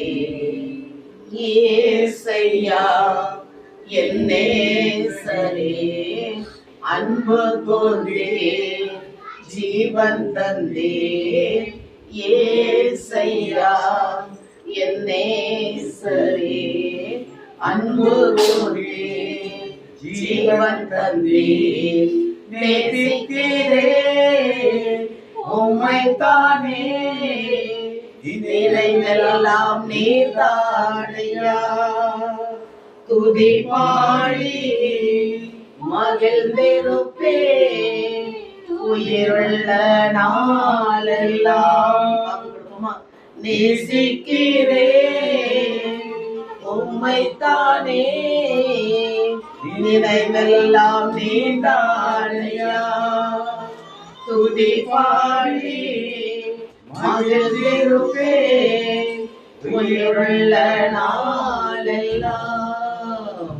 அமர்ந்திருப்பேன் அருகினிலே சாய்ந்திருப்பேன் உம் தோளினிலே. இயேசையா என் நேசரே அன்பு கொண்டே ஜீவன் தந்தே. உம்மோடு அமர்ந்து நாங்கள் உமக்காக பணி செய்ய எங்களை ஒப்பு கொடுக்கிற மாட்டோரே, அந்த ஒப்பு கொடுப்போமா? அதைத்தான் அவர் விரும்புகிறார். நம் முன்குறிக்கப்பட்ட மக்கள் நாம், நம்முடைய பெயர்கள் அவருடைய உள்ள கையில் எழுதி வைக்கப்பட்டுள்ளது. காலைதோறும் நம்மை விசாரிக்கிறவராக நிமிடந்தோறும் கண்ணோக்கி பார்க்கிறவராக இருக்கிறாரே, அவருக்கு ஓடு கூட இருந்து வாழ்ந்து கொண்டிருப்போமா? உம்மோடு இருப்பேன் ஆண்டவரே. சொல்ல மாட்டேன், உம்மோடு கூட இருப்போம் ஆண்டவரே. உம்மோடு இருப்பதுதான் என் உள்ளத்தின் வாஞ்சையா, உன் சித்தம் செய்வதுதான் இதயத்தில் ஏக்கமையா. இசையா உம்மைத்தானே என் முன்னே நிறுத்தியுள்ளே. இசையா உம்மைத்தானே என் முன்னே நிறுத்தியுள்ளே. அவர் உம்மோடு கூட இருந்து உமக்கு பிரியமானதை செய்யணும் ஆண்டவரே. நீர் எங்களை ஒவ்வொருவரும் அது கருவிலாக எடுத்து பயன்படுத்தும். இந்த நாளில் வேத வார்த்தைகளாக எங்களுக்கு ஒரு திடத்தை கொடுத்தீர். எங்களுடைய சந்தேகங்கள், கலக்கங்கள், குழப்பங்களெல்லாம் எடுத்து போட்டு நாங்கள் உமக்கு பிரியமான பிள்ளைகள். நான் அமர்ந்திருப்பேன் உன் அருகினிலே, சாய்ந்திருப்பேன் உன் அருகினிலே. நீர் எங்களோடு கூட இருக்கிறேன். அதற்காக உமக்கு நன்றி சொல்லி இயேசுவின் நாமத்தில் ஜெபிக்கிறோம் நல்ல பிதாவே. சொன்னதை தியானிக்கும் போது நான் யோசித்தேன், அமர்ந்திருப்பேன் அருகினிலே. அது ஒரு சாட்சி என்னன்னா, வந்தோடனே இந்த பாடல் ஆண்டு உணர்த்திட்டே இருந்தார். எதுக்காக ஆண்டு உணர்த்தா இருந்தல. அப்புறம் நான் அமர்ந்திருப்பேன் அருகினிலே, சாய்ந்திருப்பேன் உன் தோளினிலே. அதை கற்பனை பண்ணி பார்த்தேன். எப்படின்னா, அப்ப அமர்ந்திருப்பேன் அருகினிலேனா இப்ப இப்படி உட்கார்ந்துருக்கேன், பக்கத்துல இப்படி உட்கார்ந்துருப்போம். இப்ப சாய்ந்திருப்பேன் உன் தோளினிலே, அந்த பிள்ளை தோல்ல அப்ப சோர்ந்துக்கிறான். இப்ப நான் அப்படியே சும்மா நிக்க விட்டுறோம்னா, சாய்ந்தா தோல்ல இவன் தோல்ல சாயிறானா அப்படி விட்டுறோம்னா என்ன செய்வான்? அணைச்சு பிடிச்சு. அப்ப அவருடைய அணைப்புல நான் இருக்கேன் அப்படின்னா எனக்கு ஏதாவது பயம் இருக்குமா? இயேசு அப்படிதான் நம்மள என்ன சொல்றாரு,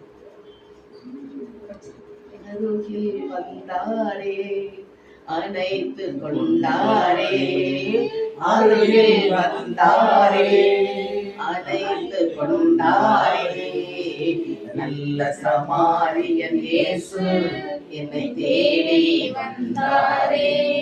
தேடி வந்த தெய்வத்துக்கு ஏற்ற பணியை செய்வோம். நன்றி தகப்பனே. நாங்கள் அறியாததும் நாங்கள் எப்படி எங்களுக்கு எட்டாவது புத்திக்கு எட்டாதுமானப்பா தகப்பனே காரியங்கள் அனைத்தையும் எங்களுக்கு கற்றுக் கொடுத்திருக்கிறீரப்பா. சாதாரணமா அந்த முடியை கொடுத்தப்பா அநேக சத்தியங்களப்பா எங்களுக்கு வெளிப்படுத்திருக்கீங்க தகப்பனே.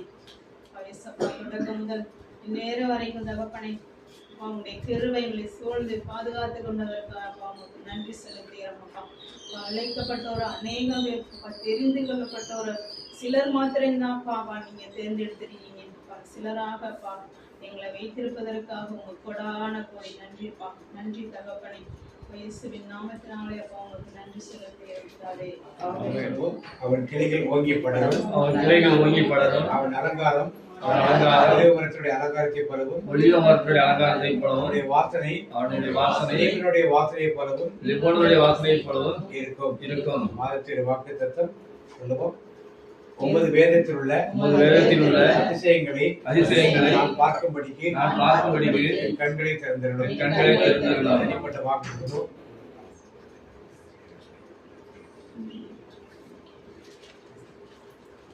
கர்த்தருடைய ஆசீர்வாதத்தை காக்க கடவர். கர்த்தர் முகத்துடைய பிரகாசத்துடைய கிருபை இருக்க கடவர். கர்த்தர் முகத்துடைய பிரசன்னமாய் உனக்கு சமாதானம் கட்டளையிடுவார். என் ஆத்துமாவே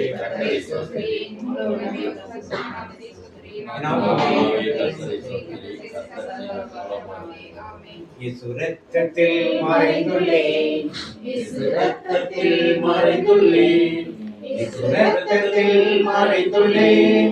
சகலத்தை செய்ய முடியாது, எத்தனையும் என்னை அனுமதிக்காது. தீங்கில்லை, தீங்கில்லை, தீங்கில்லை, நோயில்லை, நோயில்லை, நோயில்லை, தோல்வில்லை, தோல்வில்லை, தோல்வில்லை. சகல தீங்கு செய்ய முடியாது, எத்தனையும் என்னை அனுமதிக்காது. தந்தை மகன் தூய ஆவியின் பெயராலே ஆமென்.